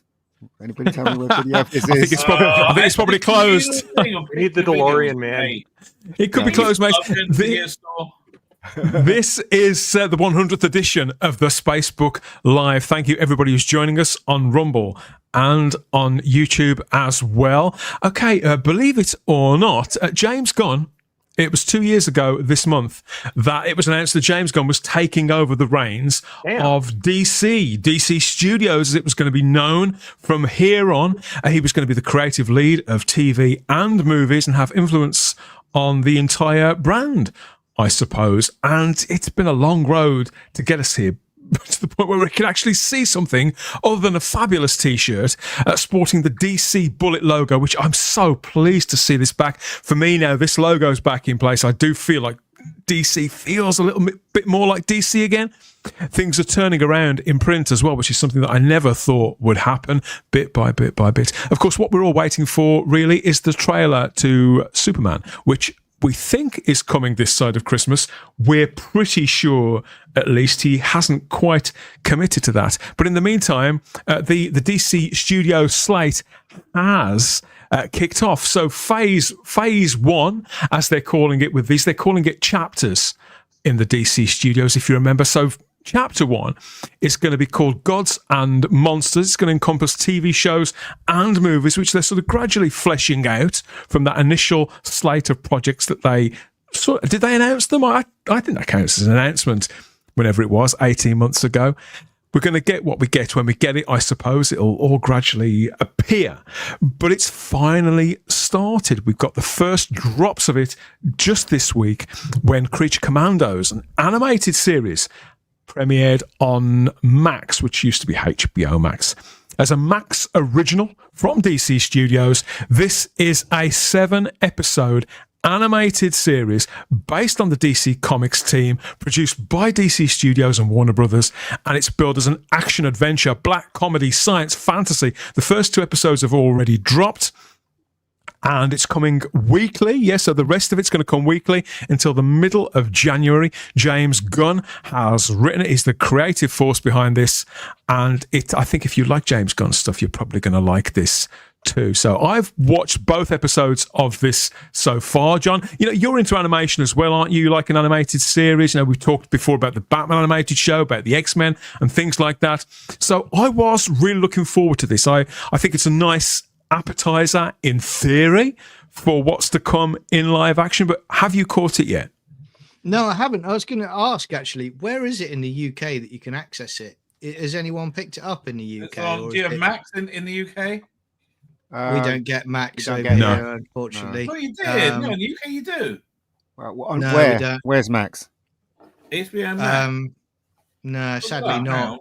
Maybe I can buy it through Amazon Prime. Yeah, I Maybe mean, they've got the like an high app seas is the option way or you something. go. Yeah, but if you can't swim, you know. You could totally get it on in the UK. One sec. So am I the only person who's caught? Has anybody else caught this? No, I watched it as well. I watched the first 2 episodes of Creature Commandos before we came on stream. I was not impressed. Do you watch much animated stuff, Z?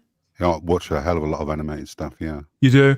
So from where? From America or Japan? Like, is it a big interest of yours, or just when it's something connected to a franchise that you might be interested in? Well, I've got tons of stuff from DC Justice League, Batman animated series, Superman animated series. I've got all of the DC animated movies.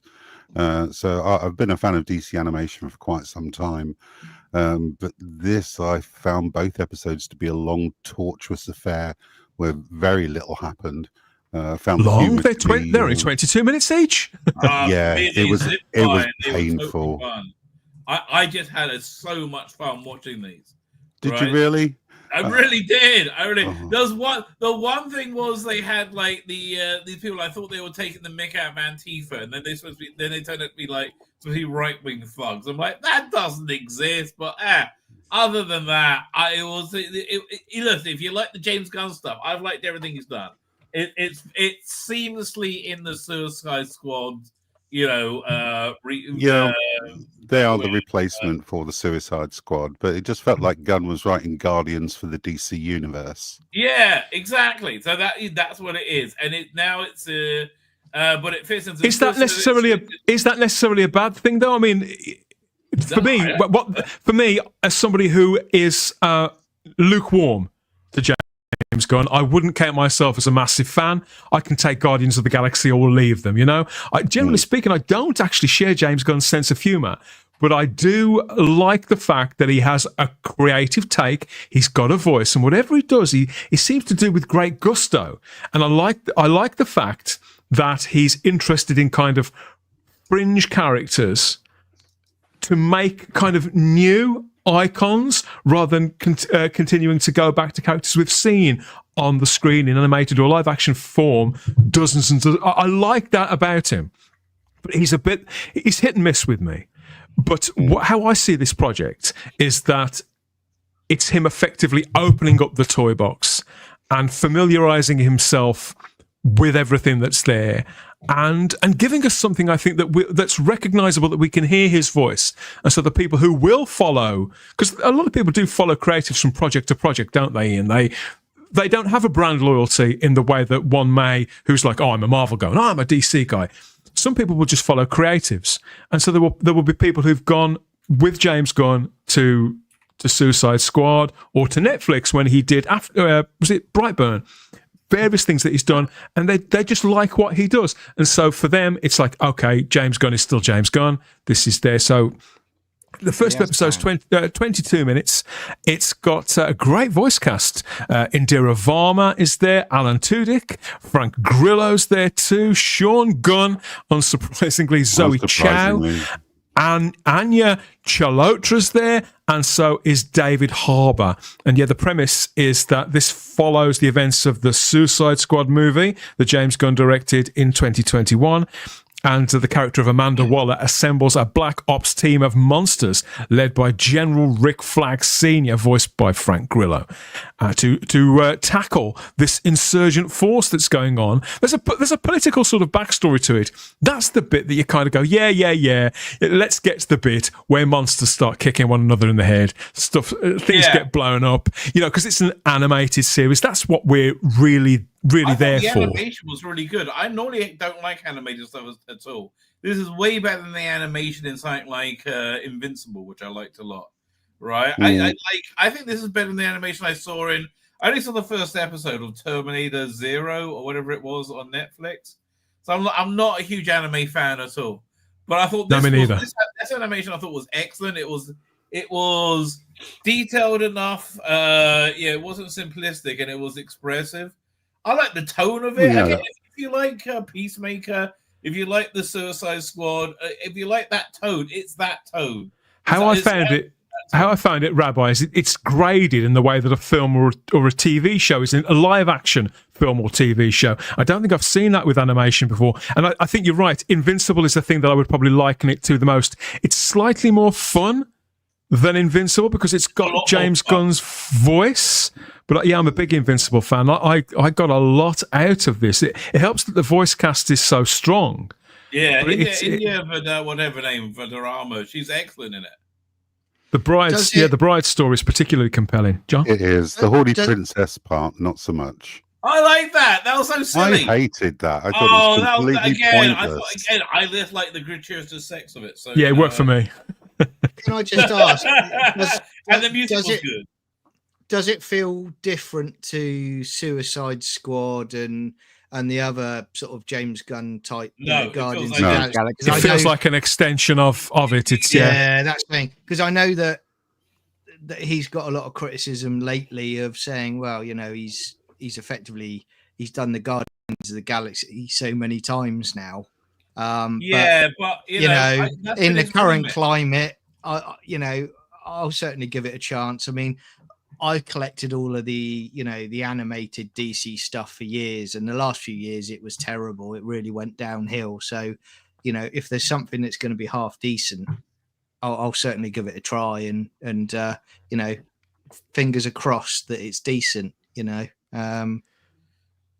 It's a curious choice to launch something. It's a curious choice to launch something as potentially massive as this, isn't it, Culture? With an animated project.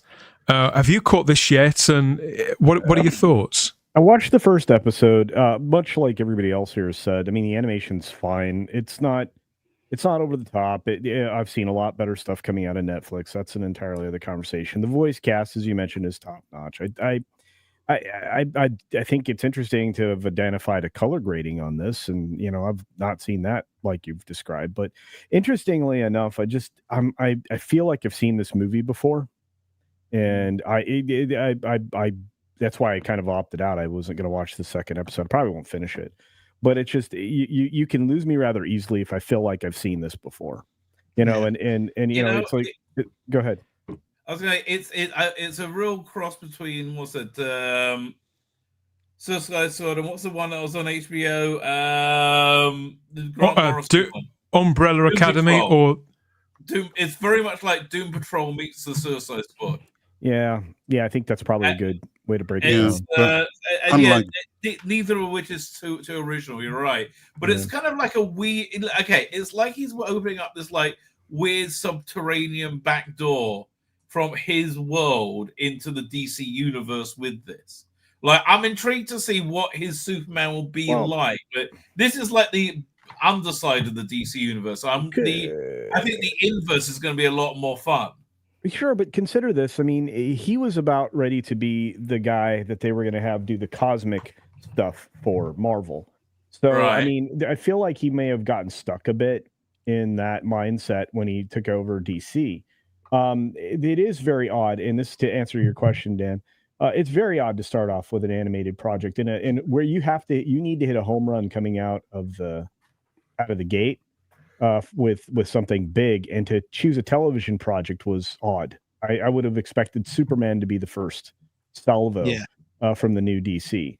So this is one of those times where he probably just fell in love with this idea first because it kind of helped him feel comfortable with a. Could it be as well, though, Culture, that the expectation would be to get something to the screen, a screen, somehow earlier than 2.5, 3 years after you announce that you're taking something over?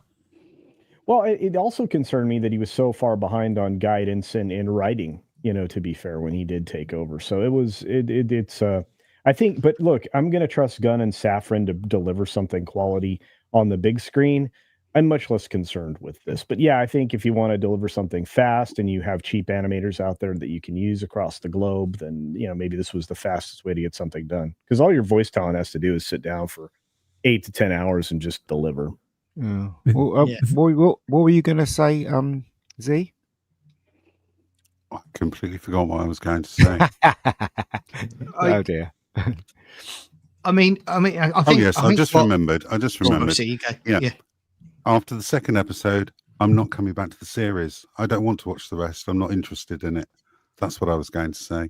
It didn't engage me enough to continue watching it. Oh. Yeah, I totally the opposite. Rabbi, I couldn't. I'm with you. I couldn't wait to see the second episode. I watched it right away. And I'm looking forward to the third one. This is a part of my must-watch TV of the week now. Like, it's just a fun 22 minutes. I know exactly what I'm getting. Right? It's quality stream. Right? You know what's and even though there were things about the first episode that didn't quite work for me, that didn't quite gel, I think part of me needed to see the second one as well, because I wanted to. Apparently, the premise is that each episode of the 7 will focus on a different.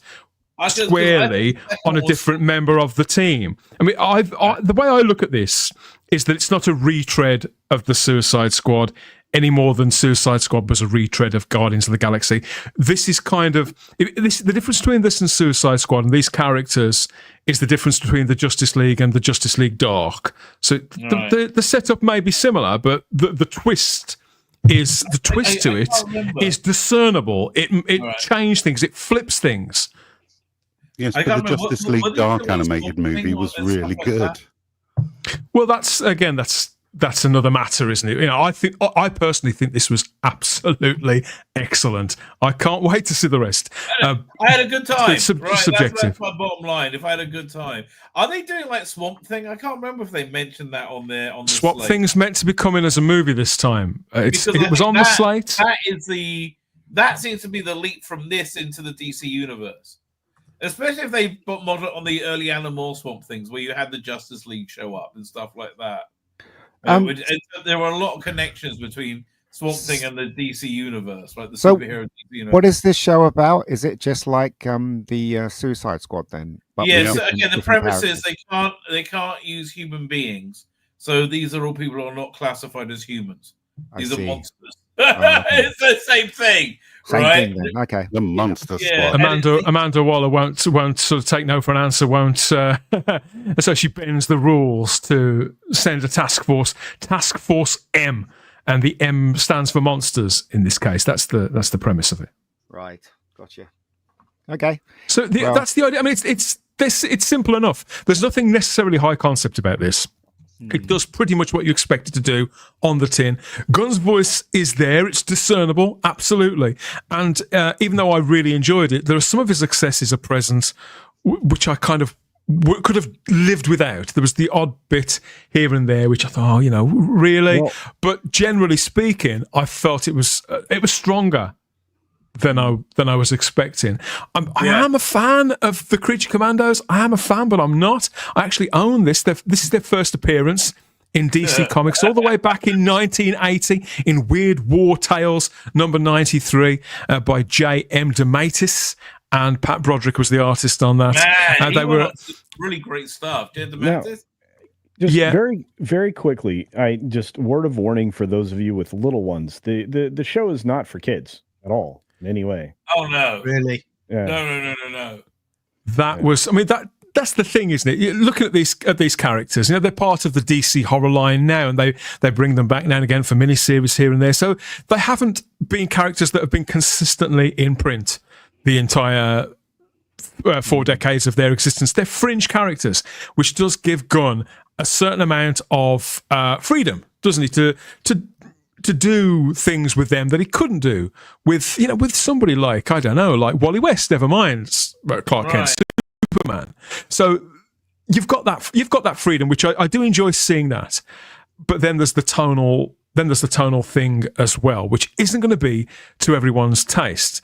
And what you've just said, actually, Culture, that's my only real drawback with this. I went back and checked the publicity blurb for this when it was first announced, because somewhere along the way I hadn't realised, because when I asked you, is it strange to launch with an animated project, I didn't necessarily think it was, you see, because I thought, well, the DC brand, it's synonymous with animation almost as it is comics and movies now, because of those animated series before and that stream of animated movies you were talking about, John. So for me, it actually makes perfect sense.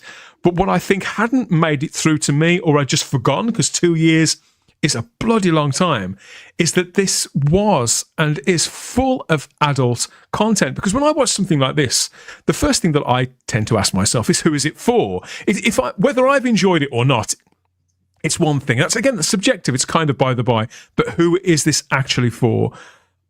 So, as compelling as well made as this is, I think the explicit sexual content and the bad language, the effing and blinding, is actually going to hinder it a little from reaching the breadth of audience that it may have done, Culture.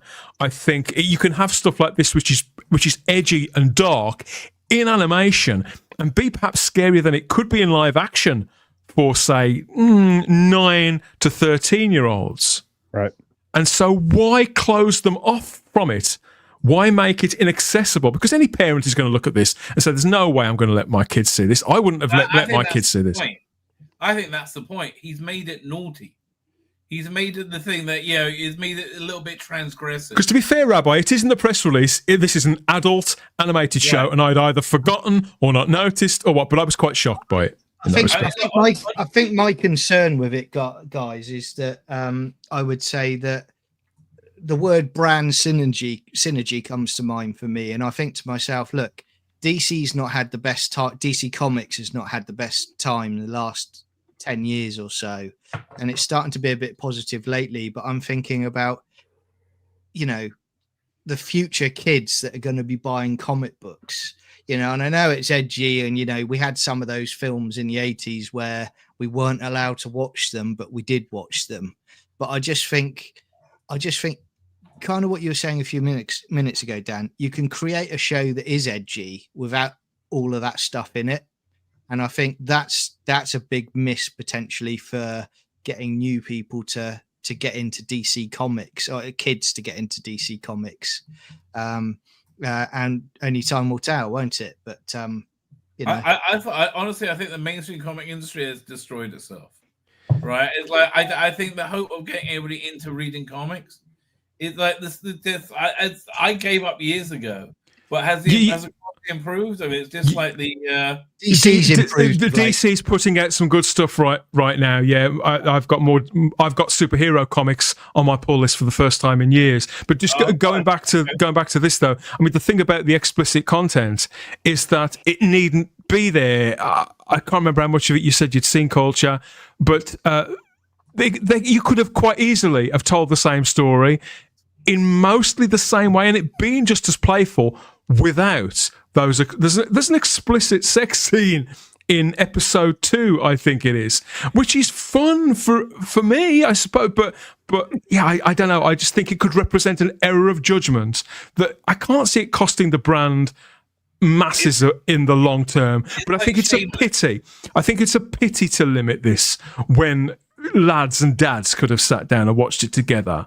Yeah, like you said, I'm not a prude, but like you said, I think that this is going to suffer that issue, and I'd say the same things in cinema as well. Like when I run across something that's unnecessarily graphic, and I don't mind it. Again, it's fine for me, but you have limited your audience, and unfortunately, that seems to be something that Hollywood, and this in particular, Gunn is not terribly worried about. He does things that he doesn't care what a segment of the audience thinks about, which I think is fine. But at the same time, he's unfortunately got a reputation as an individual outside of his artist delivery. But it just concerns me, and I hope that, again, the scene you're referring to in the second episode, I haven't even seen, but I think that you're going to. I think you're going to see more of it. Sure. It made me laugh, and it's well written, it's well performed, and it's beautifully animated, etc., etc. But I do think it was possibly, in the long run, maybe an error of judgment. It's one thing to make a show like Peacemaker and to have all those things going on in there behind a paywall on a streaming platform, Ian, because obviously adults control that. Adults decide which streaming platforms households have, and this is a streaming platform as well. But I know in live action, it just seems different to me. I think you dangle a carrot of something in animated form, and then you put that content in it. I don't know. I just think it's thinner ice to skate on. It's up to them, really, isn't it? I mean, it's obviously aimed for the adults, but it's like what's that one? Invincible's quite violent, isn't it? That one's. I remember watching that, and I'm thinking that was really violent. Yeah. The source material to that is the same, to be fair. Yeah. Whereas Weird War Tales, Creature Commandos comics, they're horror comics, I suppose, but generally speaking, they're fun. Yeah. Sorry, I suspect that G.I. Robot is going to be the breakout character. He'll be the one that you'll see on T-shirts and mugs and things like that. I think people are going to love him. I like The Bride. I thought she was the best. The Bride's story was the most compelling. Yeah. No, yeah, but I like the performance. It was last night I had something different out of her as an artist, which is very good. Yeah, I really like The Bride. Right, that was my first episode. Was my favorite character. Well, regardless, I have a bit of bad news on two fronts. One, I'm going to have to step out here, unfortunately. But two, James Mangold may be the guy they tap to direct the Swamp Thing. So gosh. Yeah. Well, he's only ever, to be fair, James Mangold's only ever made one bad movie. But he's going to deconstruct him, though, isn't he? That's the trouble. I know. I think that's done.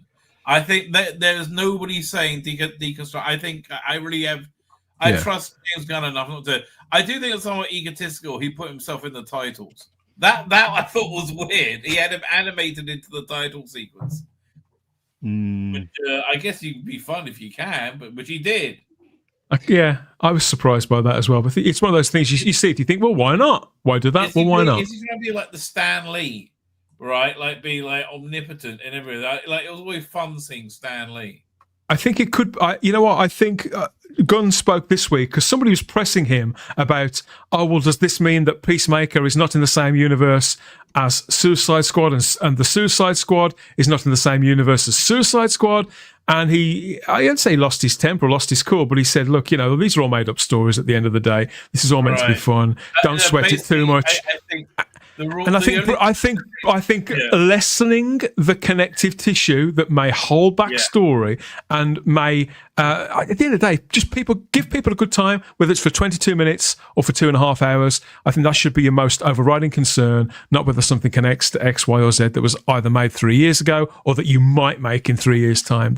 I respect that sentiment. You know what they should do, which I think would be a smash hit. Like a Gotham by Gaslight, and do a bunch of Elseworlds Batman, because we're all sick of Batman, and they're sick of it and they love it at the same time, right? If they did an Elseworlds like a Gotham by Gaslight, I bet they'll do gangbusters. They did an animated version of it. It did. No, I mean, like a live action. I'm not sure who will play Batman, but I think that would do gangbusters.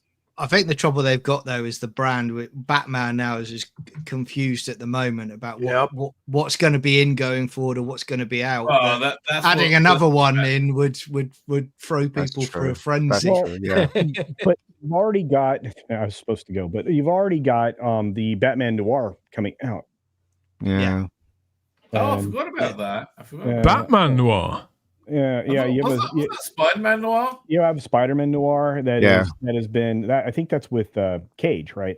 Yes. But, well, maybe I spilled the beans on something. They've been working on a Batman Noir style. Going back so I've seen that. I've seen the graphic novel that's currently coming out. But no, thank you for joining us, Coach. Anyway. Particularly since our 100th show. Now, it's great to have you on again. Yeah, take care. Yeah, well, I appreciate it. Thank you.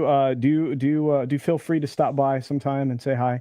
And for those of you in the chat, you can find me on YouTube and other places. Or just turn on YouTube. Chances are I'm on somebody's channel. Anyway, I got See you later, man. See you later.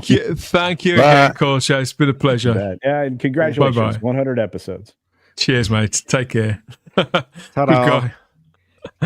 Yes, so that is the Creature Commandos.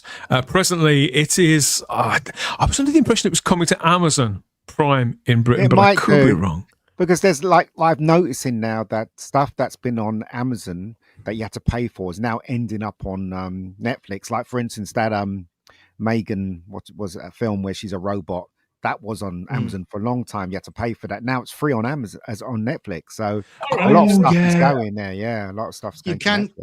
You can on Amazon Prime. You can buy the subscriptions to the channels, can't you? Yeah, you can. Maybe they were saying earlier. Maybe there is a HBO one in there that you can subscribe to. I looked up the HBO Max isn't available. That's what's crippling it. I think it's not international enough.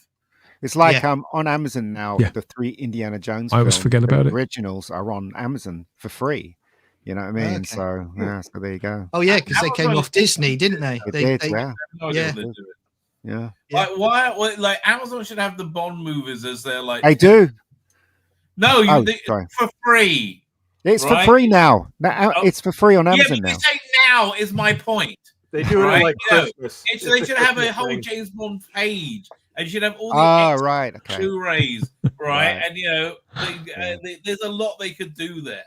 Yes, there is. It's just dumb that they don't. Right? But the reason why they're not doing it's because he's too masculine, isn't he? So there you go. Yeah, they run everything. That's why. They did do that one show, wasn't it, which was kind of like a treasure hunt around the world or something. Yeah, that one. Which didn't do well at all. Anyway, what else is going on? Mark Lee says I didn't laugh once during Creature Commando, so what did Dan laugh at? I liked it, Mark. Sorry. Results may vary. It amused me a lot. Do you know what? I didn't even know it was out. I didn't even know this thing existed until today, until on this live stream. So yeah, it's crazy. Garbage says, this is adult themed. I had no idea. I was going to say, it's not that the overriding story isn't necessarily adult. It just drifts into that territory in the way that it's presented.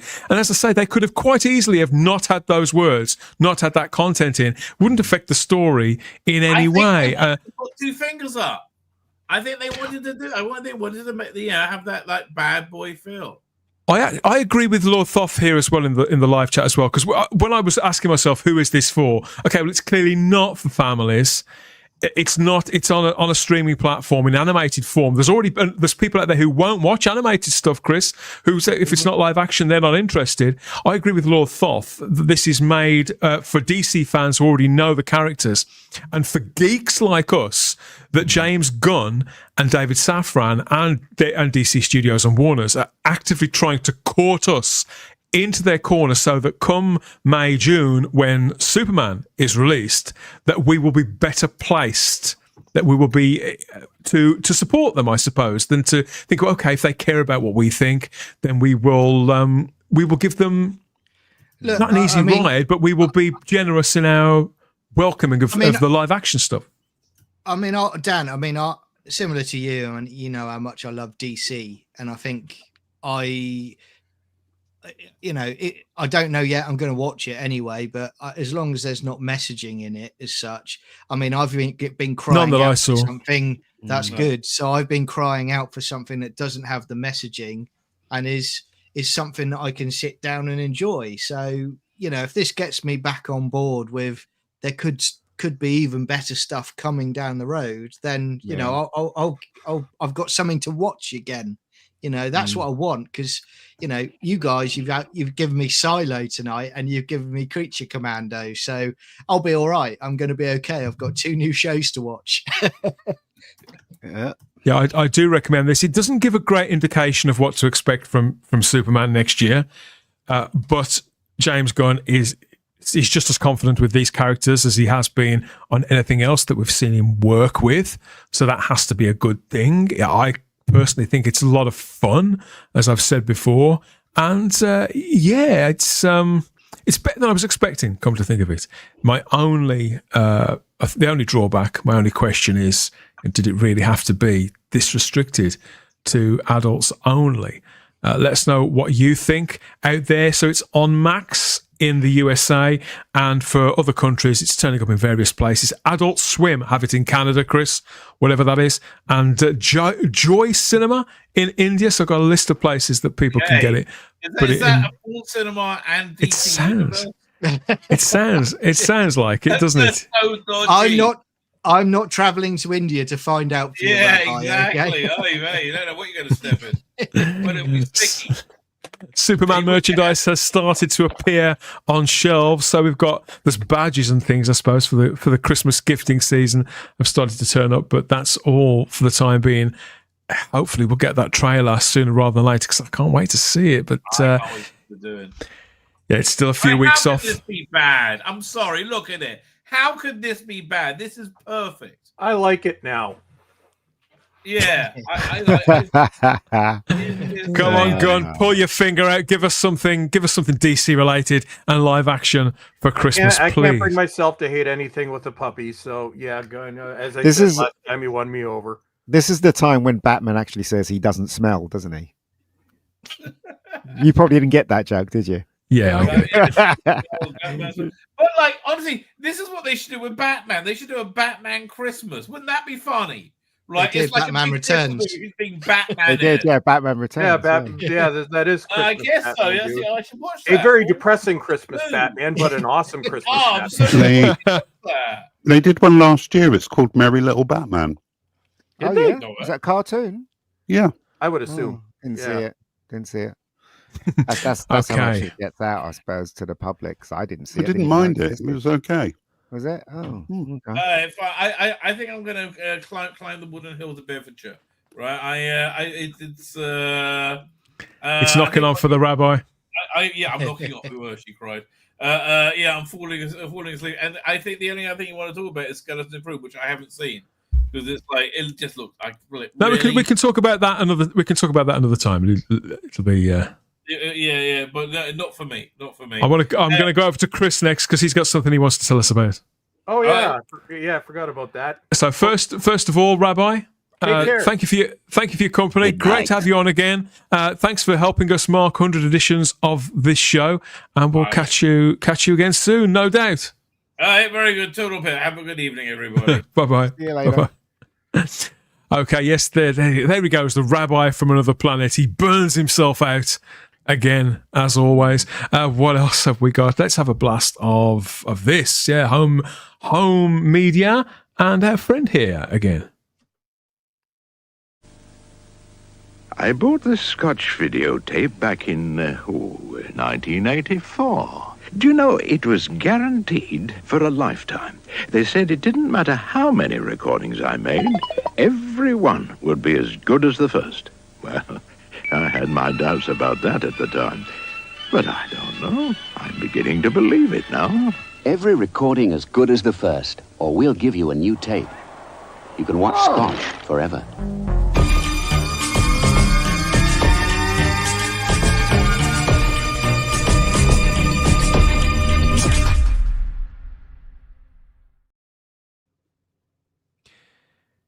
Yes, I think everybody on the panel here is into physical media. We prefer physical media to streaming for the most part. Well, mostly. Sometimes we fall out with it, or more accurately, the people who send it our way. The decisions that they make and their relations with us, the punters, leave a lot to be desired sometimes, Chris. And somebody's been getting on your tits something rotten this week, I understand. Oh, not just this week, for about 3 years. So if you've all been following me, I've been complaining about this company because they started to go downhill back in 2022. And I wrote myself a list of things so I make sure I cover everything rather than just being me yelling at the screen. So actually, use the brain and put this together. So if you'll notice on this live stream back in 2022, I was expressing my concerns about a Scream Factory, which is now formally my favorite boutique label. Now, for those of you who don't know, since it's a region one thing, but Scream Factory is a sub-label of Shout Factory, which for boutique labels, probably not much longer, but for now is still the largest boutique label out of all of them, followed by Arrow, Vinegar Syndrome, and probably Kino Lorber. But the Scream Factory that we have now, I'm going to call Imposter Factory, because the company that existed formerly using the name Scream Factory no longer exists. So I'll go to my notes here because I wanted to kind of explain sort of what happened here, and if you collect physical media and you were a fan of Scream Factory and the others. Drop a comment. Let me know that I'm not talking to like myself. But if you don't know, so a boutique label, it's not like a major studio. Typically, they're highly curated collections. There's always some kind of method to what they're releasing. Like if you're Severin, you're going to release smut, and it's going to be awesome. If you're Vinegar Syndrome, you're going to release smut, bad horror, and actually now awesome horror, because they're actually getting a lot of the stuff that normally would have gone to Scream Factory for reasons I'm going to get into in a minute. But to actually make it, because some companies have not made it, you have to know your customer. You have to have a passion and love what you were doing, or it has been proven in the past. Just look at things like Twilight Time, although there are some other issues there, but you will fail. So what we know as Scream Factory for well over a decade really was two people within Shout Factory. So if you don't know briefly the history of Shout Factory, established in 2002, used to focus mainly on full box set TV shows.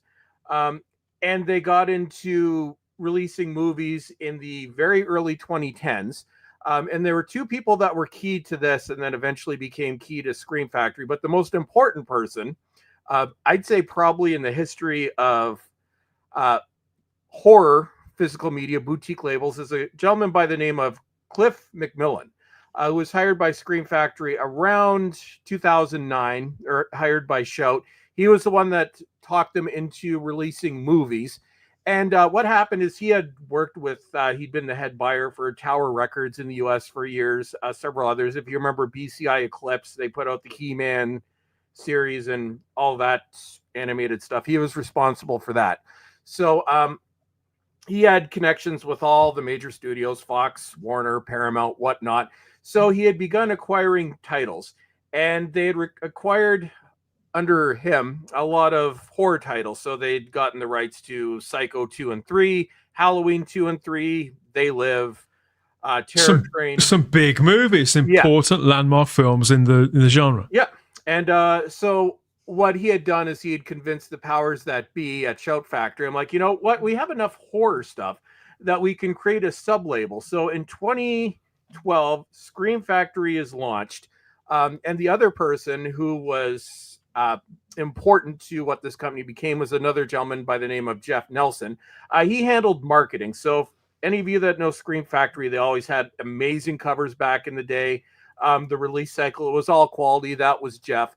But the key person to making what was Scream Factory was Cliff. So he was responsible for acquisitions. He had connections with every studio except for the odd one like Lionsgate, which would not work for him. He commissioned the transfers. He commissioned extras, because anybody here who's watched some of the classic Scream Factory releases, they used to do full documentary releases for all the collector's editions. For them too, it was a passion project, but it made people rich.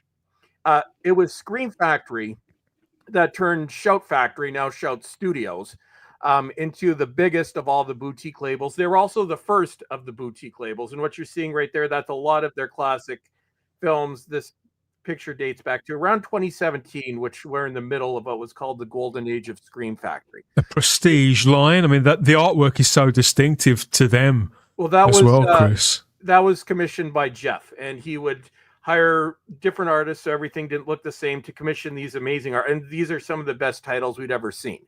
So the releases were highly curated, and it was Cliff who would decide what would be released and what wouldn't be released. So it had to be something that, would sell. A lot of it was niche, but this guy knew horror.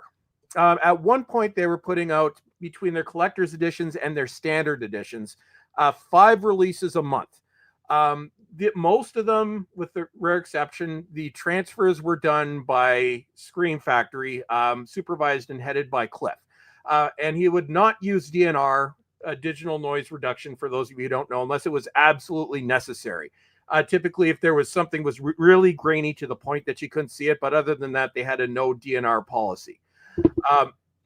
So from 2012 up until 2021, a lot of us, we bought what we could, but I don't think they've ever gone wrong for me, at least as a horror fan. I've discovered so many movies that I'd never heard of before. And this is because these guys knew they had a real curator's eye for what the audience would want next, what would make... Well, Cliff was a horror fan, so he knew, and he kind of had his finger on the pulse of horror fans, which is why Scream Factory became known worldwide. So for years, I have probably about 400 releases, and right now I'm just filling in the blocks I don't have, because Scream Factory, which is what I'm going to get into now, when I had my concerns back in 2022, you're going to figure out what happened. So if you remember, Dan, it was back in the summer 2022 when I did my first Scream Factory rant on this cast. I said things were going very bad. So things had been degenerating. So this started in 2022.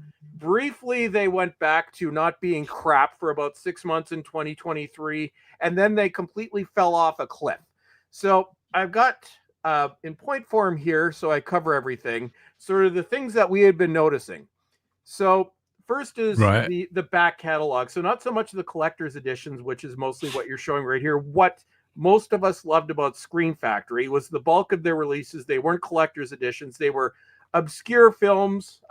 Very rarely did any of these films miss. They might be something, I haven't seen that forever.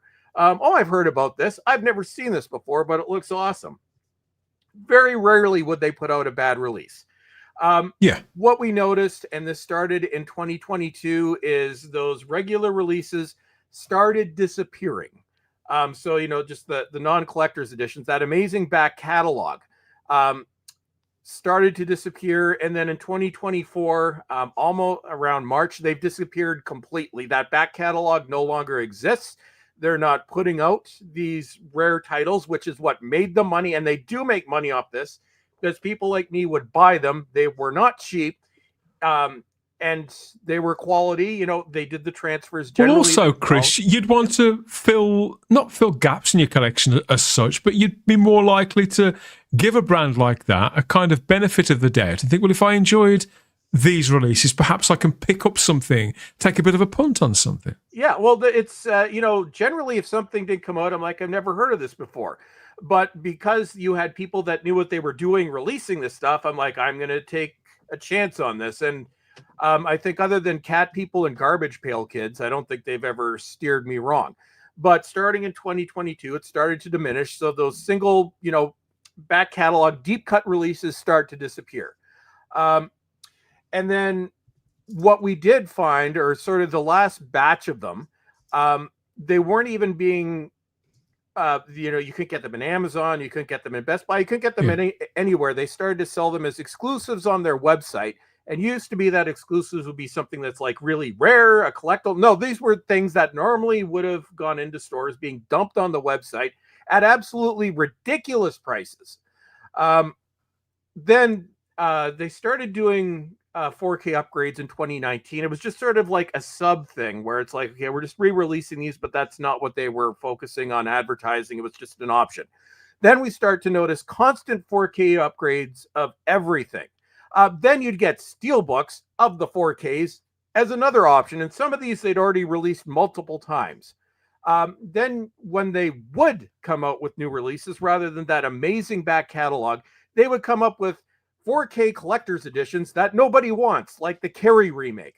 Then they would start, rather than, digging for really cool stuff, they would start re-releasing recent movies on Blu-ray that already have decent editions, like As Far So Below, Orphan, for over $40. These were not even 4K. These are just regular Blu-rays. It's like they're not even trying. The strategy seemed to disappear. Yeah. One example that I'll use is earlier this, or last, it was this year, a film called Succubus, which they had, they used to do a lot of independent cinema. They'd gotten the rights for this. And this is how little they care by this point. So this 4K Blu-ray boutique label, this is probably the only original movie they'd had out in a year. This comes out on DVD, nothing else, just DVD. The customer service has gone to crap. They've started banning people from ordering from their website if you criticize them. There's been quality control issues. The Child's Play release was a disaster. People are finding scratches on their discs. Even whatever production house they're using right now, every disc, it's, how they put the seal on the spine and you can never get it off. They started doing that. It's nothing but eco cases. The artwork has gone to complete trash to the point where half the time they're not even doing original artwork. It's just the original poster artwork. It seemed to be that they have no idea why they were popular, which is this back catalog. Everything that had built their brand, everything that the discerning collector would expect, not just from a boutique label, but from any label, really. Yeah. It's as if they've just do away with all of that, just bang it out, see how much we can raise the price, we can milk them. Well, they don't even, and like, to add to that, so they have no idea why they were popular. Also, all this back catalog stuff keeps going out of print. I'm pretty sure at this point it's never going to be pressed again. So if you do have Screen Factory, not the collector's editions, because they'll keep milking those, and like some of them are on their 4th version now. If you got that back catalog stuff, most of it's out of print. It's all going to go out of print, and it's going to be the most valuable thing you people will have in your collections, because we probably won't see them again for a while. They lost IFC to Shudder. I don't know what happened there, but that's where a lot of the, recent movies came from.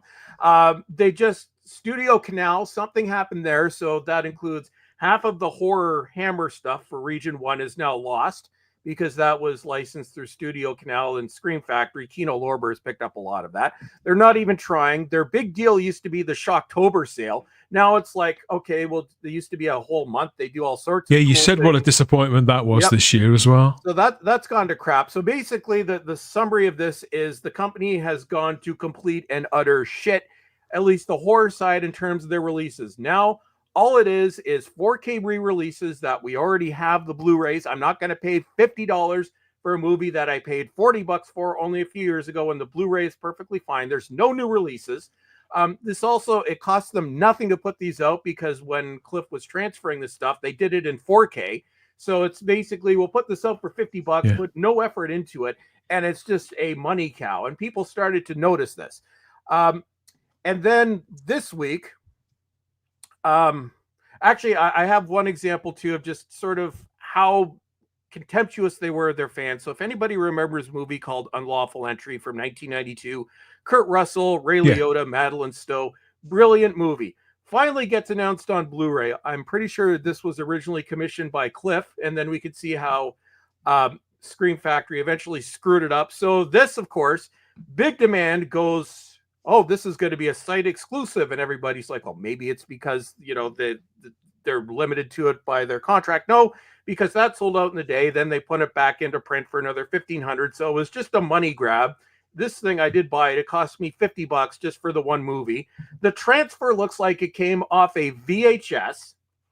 I put it in. When you put in the disc, you know, you'll have the logos come up. They forgot to put the Scream Factory logo at the beginning, and I put the disc in my player, and it tells me it's Ninja 3: The Domination. So they couldn't even. So that's just an example of the quality control. I think this one, when I came in, it was Everything like sliding. plastic.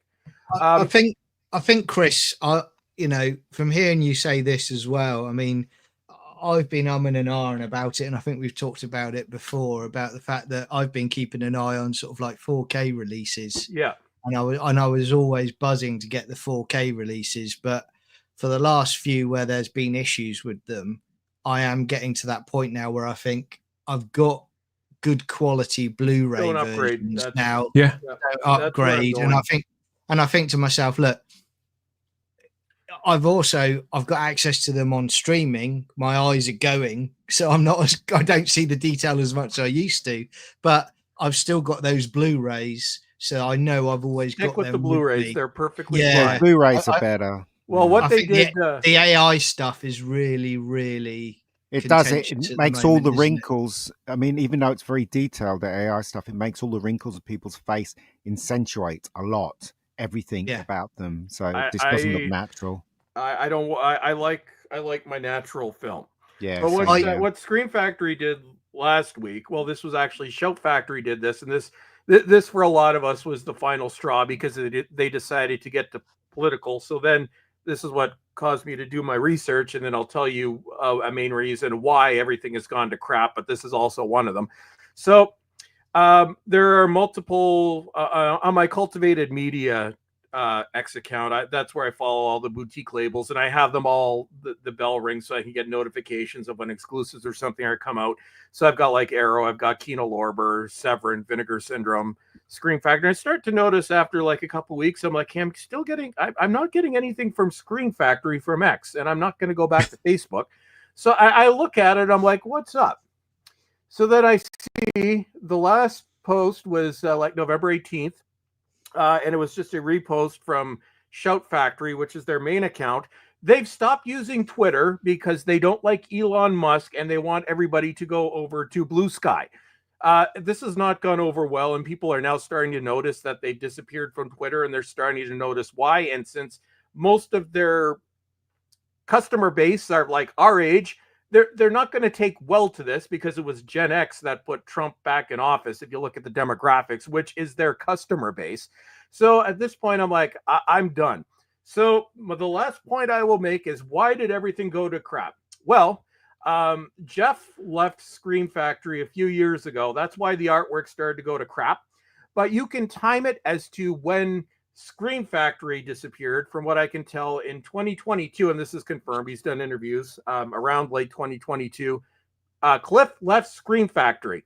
So the person that acquired everything, the one person that was responsible for everything that they'd done for over a decade was gone. I don't think it was a happy leaving, even though I've read a lot of interviews and stuff. I don't think he'd say that publicly. But considering this is in 2022 and this is when everything started to go to crap, I'm sure that has something to do with it. So that, if you're wondering why all those awesome back catalog releases have been just replaced with re-releases of modern stuff, like, you know, you're not getting your stuff from the 70s, you're getting like Happy Death Day and Last Voyage of the Demeter and all this crap, you know, that really we already have. There's not a big call for. So he left in 2022. That's why I'm declaring Scream Factory dead, and I'm now calling it Imposter Factory, because I have no idea who's running this, because all they are doing is just re-releasing things. But for a happy note, and then I'm going to shut up because I've been and I apologize, I've been ranting for what, 20 minutes now. But Cliff has been picked up by Arrow Video. And you know that was the other, I had also been a little bit concerned about Arrow, but they weren't showing contempt for their customers the way Scream Factory does. They weren't attacking and blocking people on Twitter, banning people from buying releases. They just seem to have lost their way. That seems crazy to me. It's one thing to block your customers from interacting, because not everybody communicates in a kind of constructive way, do they? No, they block you from ordering from their website. It's mad. This happened to Tom Connors from Midnight's Edge. Just look it up. He's covered it on Twitter.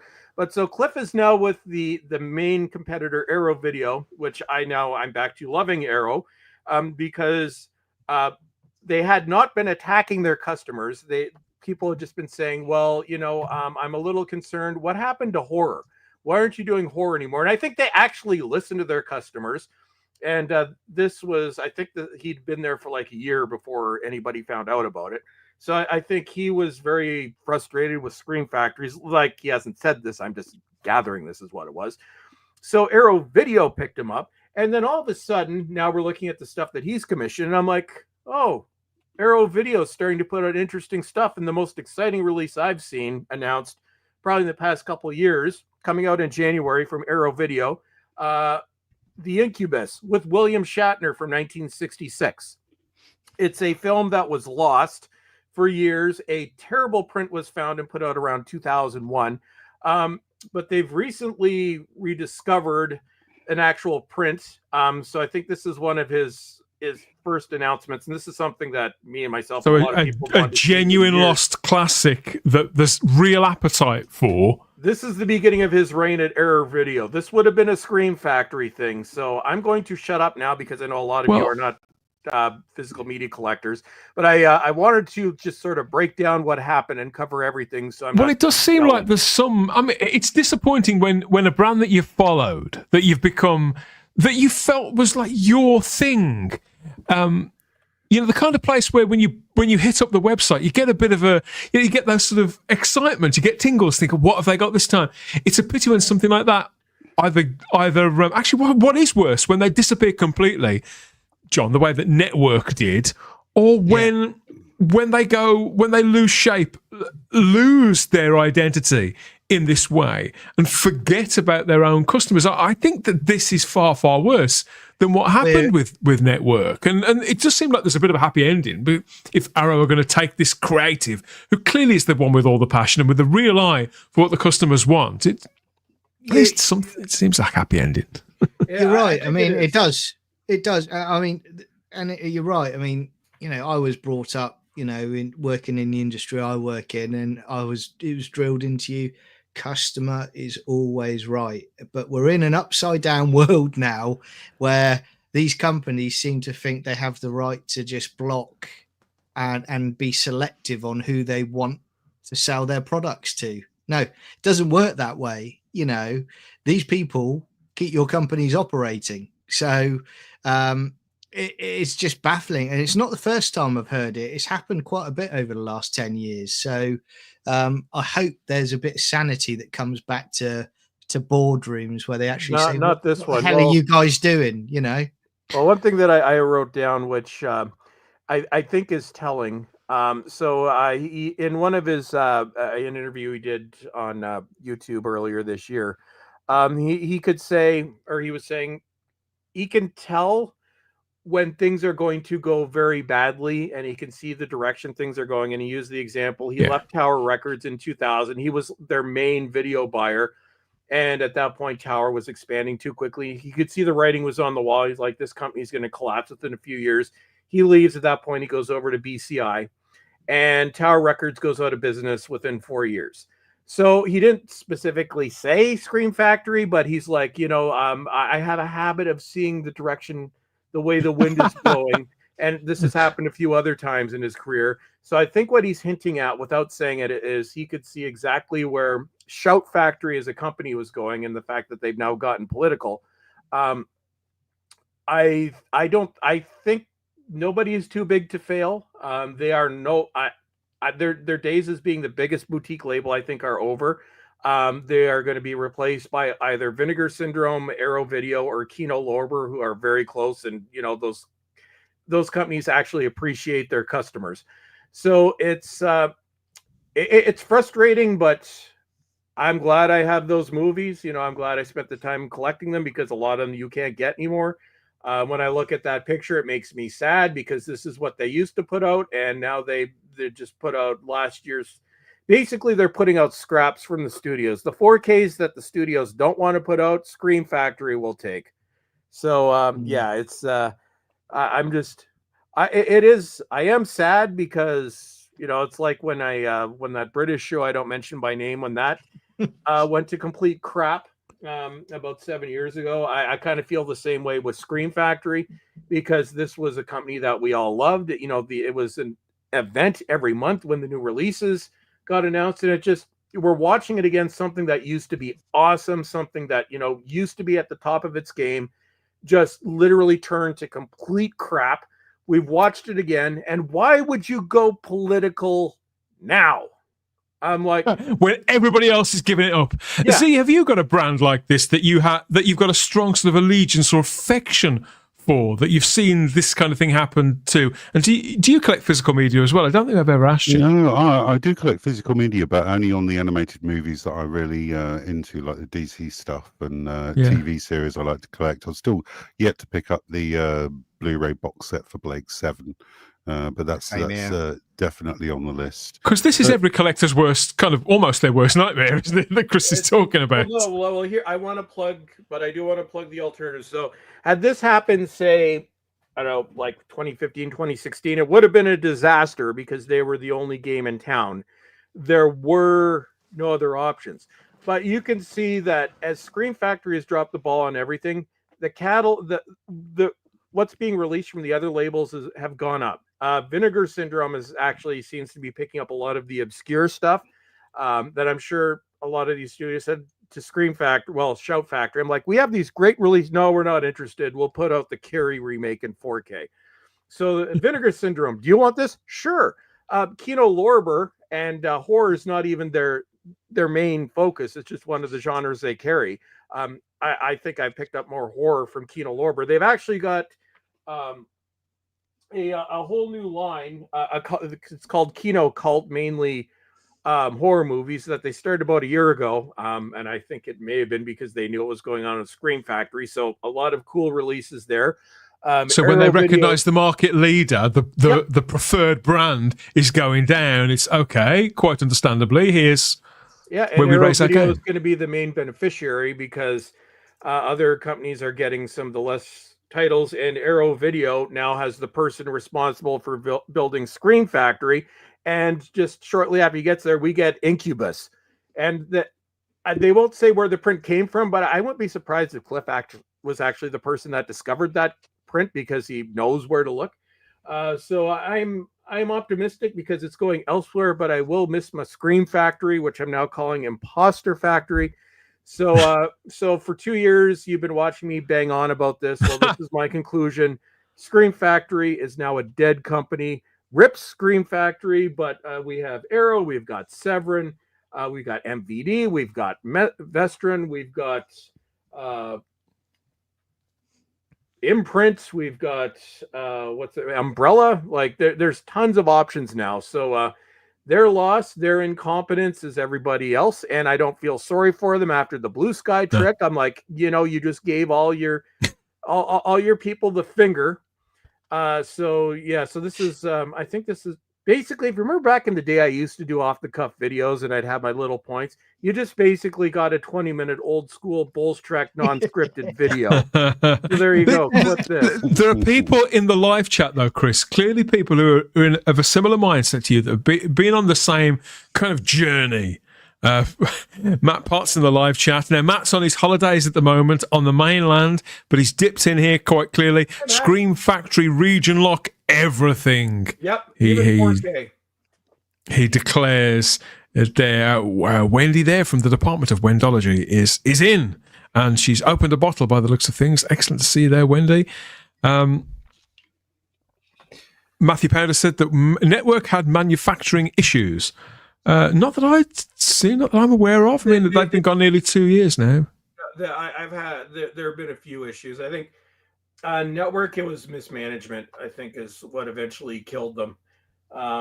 Actually, but it was a similar story in the way that the guy, was it Tim Burrows, who was their lead guy who curated everything for them? He passed away. The people who took it over just didn't care so much, and the thing wound down very, very soon afterwards. It happened with Twilight Time too, which they went under about 6 years ago now, but it was the same thing. They were actually the first of sort of the Scream Factory imitators.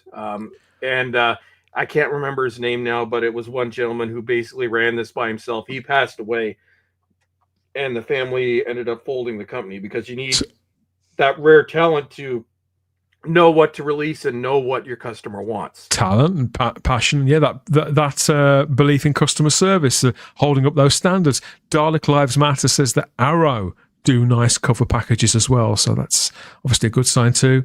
They aren't cheap, says Matthew Pounder. No, they're ridiculous. Sounds not. And we've got another recommendation here for 88 Films. They release a lot of great horror cult Blu-ray DVDs. They announced the other day they're doing a Masters of the Universe, the 80s movie Masters of the Universe, in some deluxe thing. It looks great. I'm going to do it. I'm going after the show. I'm going to go and pre-order that. It looks really good. Matthew Pounder says that the Blu-ray is not out in Britain, so this new 88 Films one, I'll definitely be getting that. Matthew Pounder said they bought the rights to The Greatest American Hero back in 2020, and it still hasn't been released.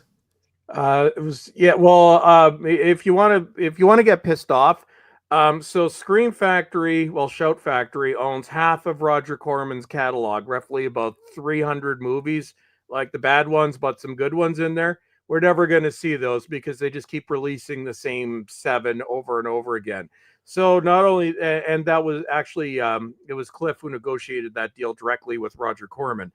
So most of Roger Corman's back catalog will never see the light of day because they have no interest in releasing it or selling it. Well, I'd like to think that maybe you'll be at peace with whatever comes next. Maybe you'll see a big turnaround next year, Chris, and you can go over to Arrow, and this is just the first of... The turnaround's already there. I'm perfectly happy with Arrow. Vinegar Syndrome, I think me and Ian were talking about this last week. I love my schlock horror. I know Vinegar Syndrome is awesome, and actually check out Vinegar Syndrome's channel, because their head archivist, they're not just in releasing physical media, they're into film preservation. So their whole mission is to save lesser known older films. So there's actually a fascinating series of videos on their channel with their head archivist about restoring these old films. When you look at Passion, where Scream Factory is now at the bottom of the list, Vinegar Syndrome is at the other end of the list, where they want to preserve these old films. And, they've got hundreds that haven't been released. So it's like, yay. So no, I think I'm very happy for everything else. I'm just having a funeral for Scream Factory. So it was fun. You screwed up. You're about to be Doctor Who'd. The Peter Venkman fan site said, I used to buy all my stuff from DVD Shark before they changed their name to that. They just dropped one word from the name. Don't know what that is, DVD Shark. It reminds me of back in the day of like play.com and stuff. I used to buy shed loads of stuff from So did I. play.com back in the day. They were great, weren't they? Yeah, I used to buy everything from play.com before Amazon. Street Trash on 88 Films looks great. Street Trash? What's that, Ian? I'd never heard of Street Trash. I do know that I used to just buy from HMV and Our Price Records before I discovered the internet. So, yeah, that was my haunts, both of those. Yeah. All good stuff. Well, yeah, all's well that ends well. I've gone back to HMV from Amazon. Just the service is fantastic. Yeah, you might pay a little bit more, who owns but it, right, John? HMV is now Canadian owned by Sunrise Records out of Hamilton, Ontario. Although I'm mad at Sunrise. Okay. The prices have started to drop on HMV, I've noticed, and even in store. Yeah. Well, I'll tell you why I'm mad at Sunrise Records, because we had one locally, and it's been a record store that's been there since like the 60s. It was Sam the Record Man, then they went out of business. Then it was Music World, then they went out of business. Then it became HMV Canada, then they went out of business. Then it becomes Sunrise Records, and I used to frequent them all the time. Then during the coup, they got in an argument with our major mall, which is the only that's taken over everything. And then they left my city, so we're the only major city in Canada without a Sunrise. So about twice a year, I'll drive an hour and a half to the next nearest city that has one. But yeah, I'm kind of mad at them for that. But they're basically, they also own FYE in the US, so they are the physical media company now. I had a problem with Amazon. Funnily enough, it was a Doctor Who collection, one of them about 2 back, and I ordered it on day of release, like pre-ordered it, and when it came to be released, it still just kept saying pending on Amazon. So I contacted them and they said, "Oh, we haven't got enough stock. We can't fulfill it." And I said, "What are you on about? I pre-ordered it 6 months ago." So thankfully I went straight to HMV and they had one in. I ordered it. They got it to me within, a day. And ever since, anything I order from them, there's no problem whatsoever. So I won't go back to Amazon for that. I'll support So HMV. when you pre-order something within 5 or 10 minutes of it going live, as I always do with those sets, yeah, absolutely, yeah, anything like that. I mean, I was right on Blake 7. Obviously, I was right on the Box of Delights, and I get right on these releases. Yeah. And I've only ever been let down by Amazon once myself, but they pulled a similar stunt on me.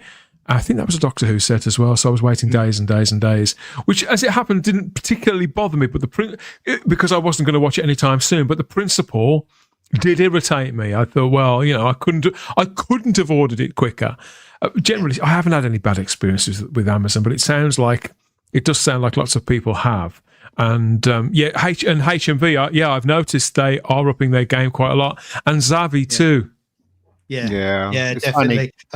Savvy are doing exclusives, aren't they, guys? I was just saying they do a lot of limited editions and I've stuff. seen some steelbooks that I want, and I'm not a steelbook guy, but there's some things over there that are really nicely priced. I think, okay, I'll probably go in on that. But Amazon has sent me.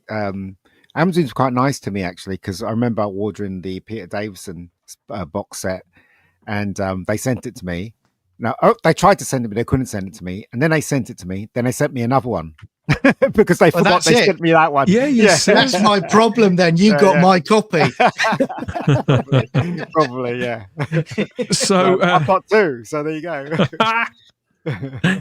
So you've heard Chris's story, his saga there with Scream Factory, and how he may reluctantly have found an answer and be at peace with Arrow Films. But let us know your experiences too in the comments section, by all means. What are the labels that you have next to blind obedience to, that you would put up with practically anything for, and wherever your lines are in the sand? What are you collecting? Which ranges? What genres? What sub-genres are you really, really into? And what releases are coming in 2025 that you think should be on our radar? Let us know there in the comments. Okay, time is ticking on, I think. But before we head off from show number 100, there's something important to cover that's coming in the very, very near future. So let's have another one of these, and then we'll have a little word about all of that. Our intrepid explorers from Neatwheatland, arrive on a starving planet. Crowns. Exactly, Duck. Titty breakfast plague. No! This planet suffers from zero energy in the morning. Send our Neatwheat to help this planet, Brian! Okay! You make it neat wheat, mate. If you know what's good for you, The Weetabix. Okay!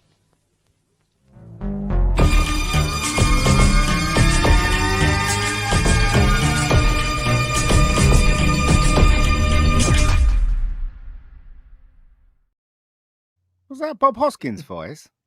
I don't know. It might have been.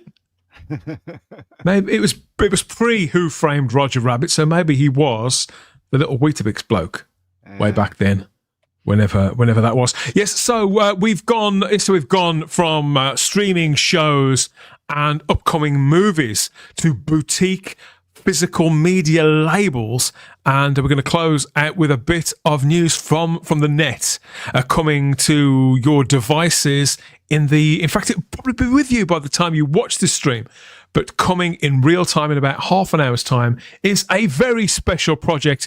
A trailer is dropping from our friend here, Ian David Diaz. So Ian, you've got something coming at 11 p.m. tonight, haven't you? Over on the where's it coming and what is it? You tell them. You give them the pitch. You tell them what's coming. It's the Rebecca Gold channel, and it's the Rebecca Gold teaser trailer for what we've shot so far. It's not long, seriously. It's just 1 minute and 11 seconds long. So you're thinking it's gone. Yeah, it's gone. Yeah. But it's to try and encourage people to give me more money so I can finish the damn thing. So hopefully it'll be finished next year, and then I can show the whole thing or in bits, wherever I decide to do. But then again, it's to encourage people to actually donate, and hopefully you'll enjoy the trailer. As I said, it's not very long, but give it a watch. I'm just hoping a lot of So people for will watch. those who don't know, Rebecca Gold is a multi-award winning web series that you put out the first season to back in 2018, 2019, didn't you? Yeah, and you worked very intensely for 2 on years. a script for the sequel, didn't you? And you've been shooting it for at least 18 months, haven't you? Doing what you can, where you can, and you've been sharing across social media various behind the scenes photographs and the odd clip too, and still, haven't you? But this is the first time people are going to see a proper trailer from season 2. Yes, definitely. Again, right? Any help that will be much appreciated, and I hope you enjoy the trailer. Hopefully, I'll show you the quality of what I am capable of and what more my actors. But remember, the main girl that was in season 1 isn't playing Rebecca; it's Ella right here. But she's different. She's got blonde hair, but she's well worth our time and well worth your time once you see this show. She's brilliant as Rebecca. So I hope you guys enjoy her. So it's dropping at 11 p.m. as of time of recording on the Rebecca Gold channel. Yep. So what's your schedule looking like? How much of Rebecca Gold season 2 is there to film? About 20 minutes now left, but that 20 minutes is quite complicated to shoot. So I'm shooting that hopefully February or March of next year, and then by July it should be out to the public, so you guys can enjoy our struggle for the last 2 years and a bit. So there you go. Awesome. You're currently working on a 3D version as well, aren't you, for cinemas, mate? Is that right? Yeah, right.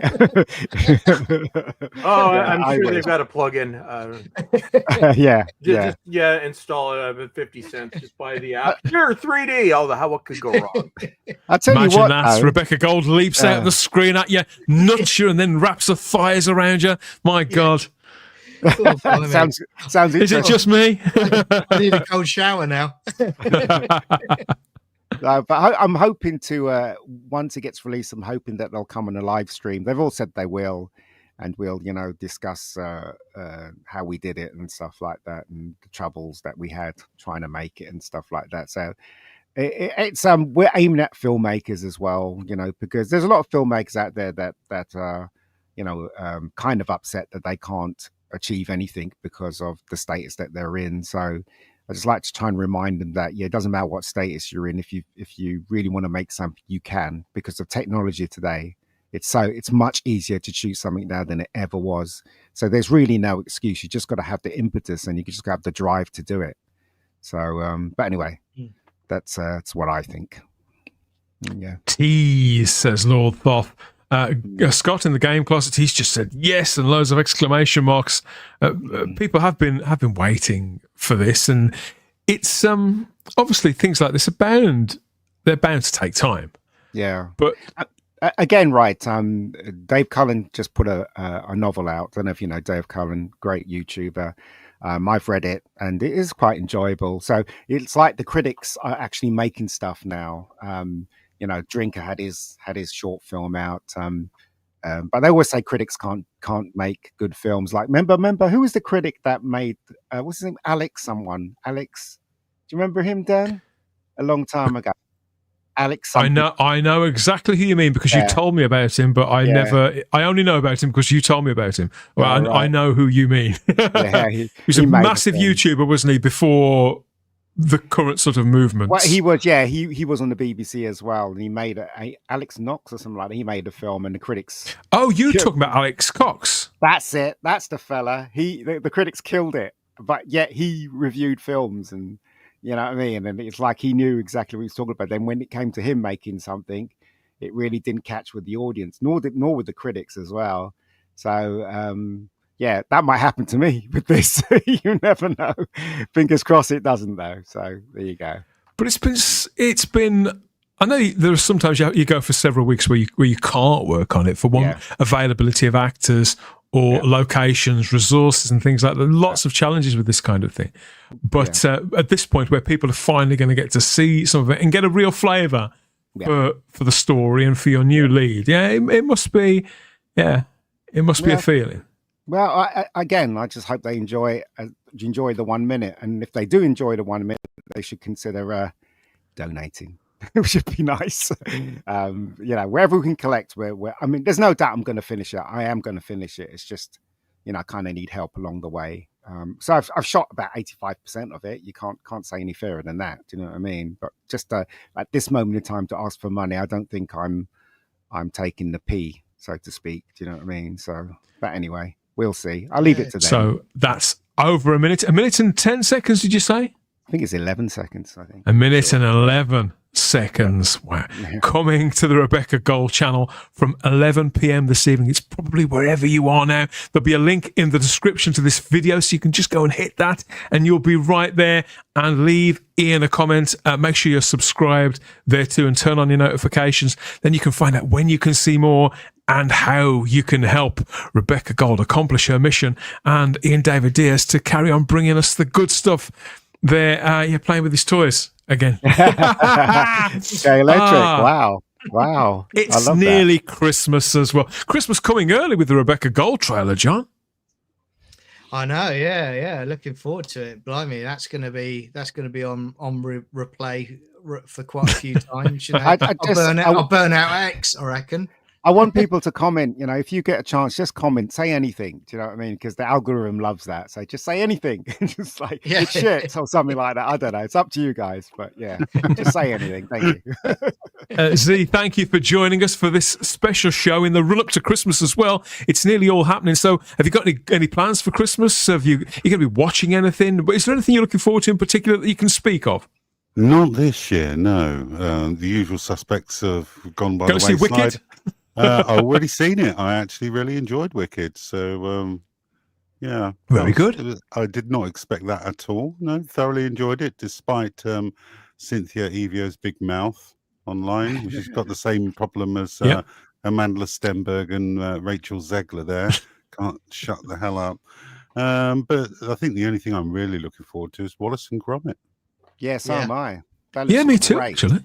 It looks really great, doesn't it? It really does. Yeah, so is that showing at the BBC or Netflix? I thought it was shown on Netflix, and the BBC have got it for a day, and they are going to make sure that everybody knows it, and then it'll be on Netflix the week after. I think it's 7-10 days later. It's on Netflix. Yeah, and thanks to my lovely wife, decorations are already up. Well, mine's is up too. Have you got your Advent crown up, though, like John Noakes always... No. Oh, No. There you go. Until you've made Where's one of my these out of a coat few hangers wire gone? coat hangers. Yeah. I actually That's- remember that, that's how old I am. I actually remember watching that episode when he was making They did it every year, didn't they? Yeah, they The did. subsequent presenters made it in exactly the same way from a set of like 4 or 5 wire coat hangers, wasn't Yeah. it? Yeah. And then your parents went to go and put their coat up and realised they had no coat hangers. Yeah. It's like the many cereal boxes that get cut up when they go to get their cereals, just no boxes Yeah, left. like, 'Cause of That's it. like you've binned all the Weetabix, but you've just kept the box. The joys of Christmas, and hopefully we're going to get this bloody Superman trailer. I Come hope on, so. James, God, don't keep us waiting for too much longer, for heaven's sake, because it's getting agonising.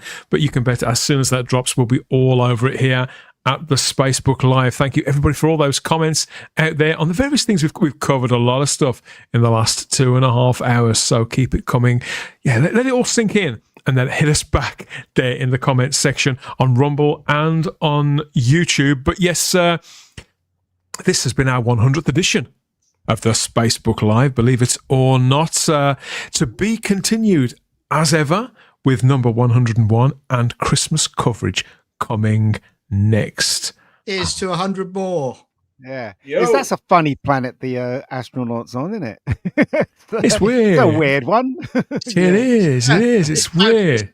It's about to hit that planet and people are looking up going, 100? Look at that bloke up there taking a whiz. Yeah. Yeah, but we're off to enjoy the rest of our weekend. We're going to get the Rebecca Gold trailer in first. Of course, we have got our priorities right. Thank you for your company, Z. Thanks for coming on again, mate. And please come back. Hope you have a fantastic Christmas and New Year if I don't speak to you before then. Cheers. I think he's gone. I think he's out. Hey, Chris, I hope that was therapy for you to get that off your chest there concerning Scream Factory. I like a good rant, especially Yeah. when I'm generally angry about something. But now I feel better. Of course, I'll probably be banned myself now, but that's okay. They don't have anything I want anyway. Chris, I'd like to ask you a question, mate. Chris, Go. are you going to be watching on Christmas Day? Wallace and Gromit. Yeah, of course he is. Okay, so here, okay, Christ. Pumpkin latte? I will. Christ. I do plan on making fun of a certain terrible thing that's happening on Christmas Day. All right, mate. I don't know. Maybe I'll just have the goat do it this time. Yeah, have the goat do it, mate. I'm pretty sure he'll do a good job. Yeah. Can't say much fairer than that, can you? The good times keep on coming, don't they? Chris, you put out a video last week, so yeah, you recommended it on last Saturday's show. I went and watched it right away. It did make me laugh a lot. It's gone down very well, I think, with mostly. Obviously, results are always going to vary.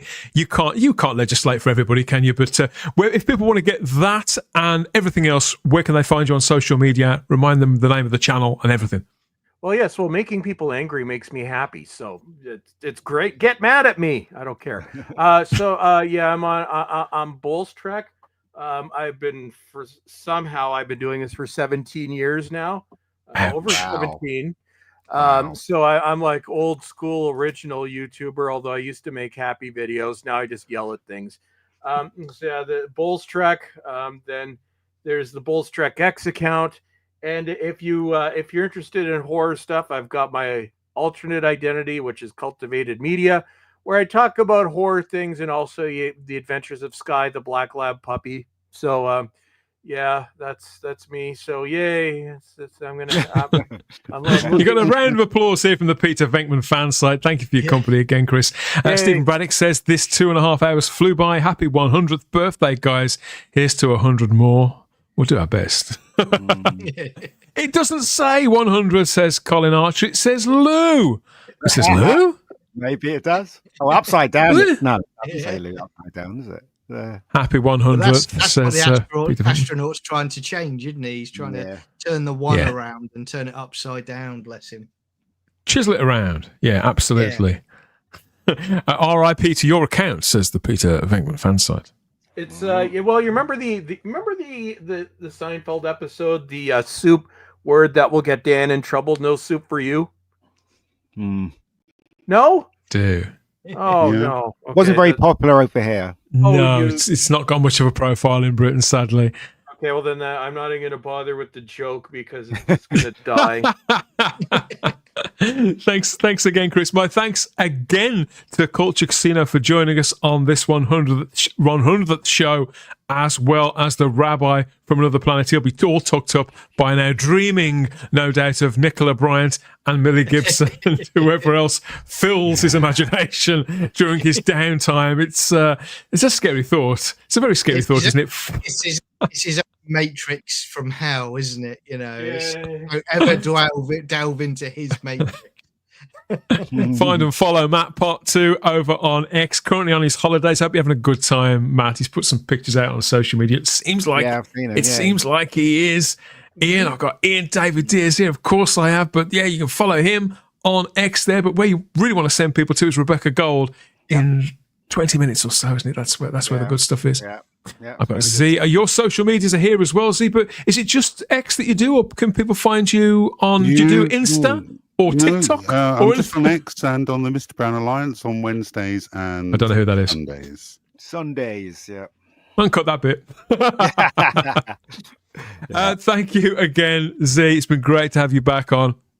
And that about covers it, apart from the bit about me. Yes, I'm on Instagram and X as the Spacebook, wheezing, groaning, ranting, raving about all things geeky, inside and outside of the TARDIS. My God, yes, I do. Now and again watch something other than Doctor Who. TV shows, movies, and comic books too. Come and find me on social media and see what's got my goat. No, it's him with a goat. He's got everybody's goat. What's got my cat, my tortoise. I'll get a tortoise. I'll get a tortoise instead. See what's got my tortoise over there on social media. Okay, so that's it. If you've enjoyed this, then by all means, stick around for more. You can subscribe on the Spacebook channel. It's slowly, very slowly building up as we split the brand between Type 40 and the Spacebook a little while ago. So this is show 100, but it's show 13 or 14 over there. I have to try and put them all in the one place, won't I? But yeah, that's it for now. To be continued next time with more out there entertainment coming at you very, very soon. You enjoy the rest of your weekend. We'll see you later. Bye-bye. Bye-bye. Merry Christmas. Yeah. Yo, happy time. Oh. John, I forgot to say thank you to you. Oh, you're welcome, mate. No, thanks for having me. It's been a pleasure, and Merry Christmas, Happy New Year to everyone. And you can find me on Sci-Fi Chronicles on YouTube. Just about to do the Dark Knight review, which I love. Please forgive me. I'm getting tired. It's been a long day. That's you're about to do. You know me. You know me. I dwell. I work by stealth on this channel. You know that. I was so busy making sure that I said thank you to the people who had to dip that I had to miss out somebody. Thank you, gentlemen, for your company, and everybody who's joined us there in the live chat on the Spacebook channel. So yes, if you want more, show 101 and on, and make sure you're subscribed over at the Spacebook YouTube and Rumble channels. But thank you so much for joining us across 100 of these, with all those comments, all that interaction, and a great deal of patience. We'll see you next time. Bye-bye.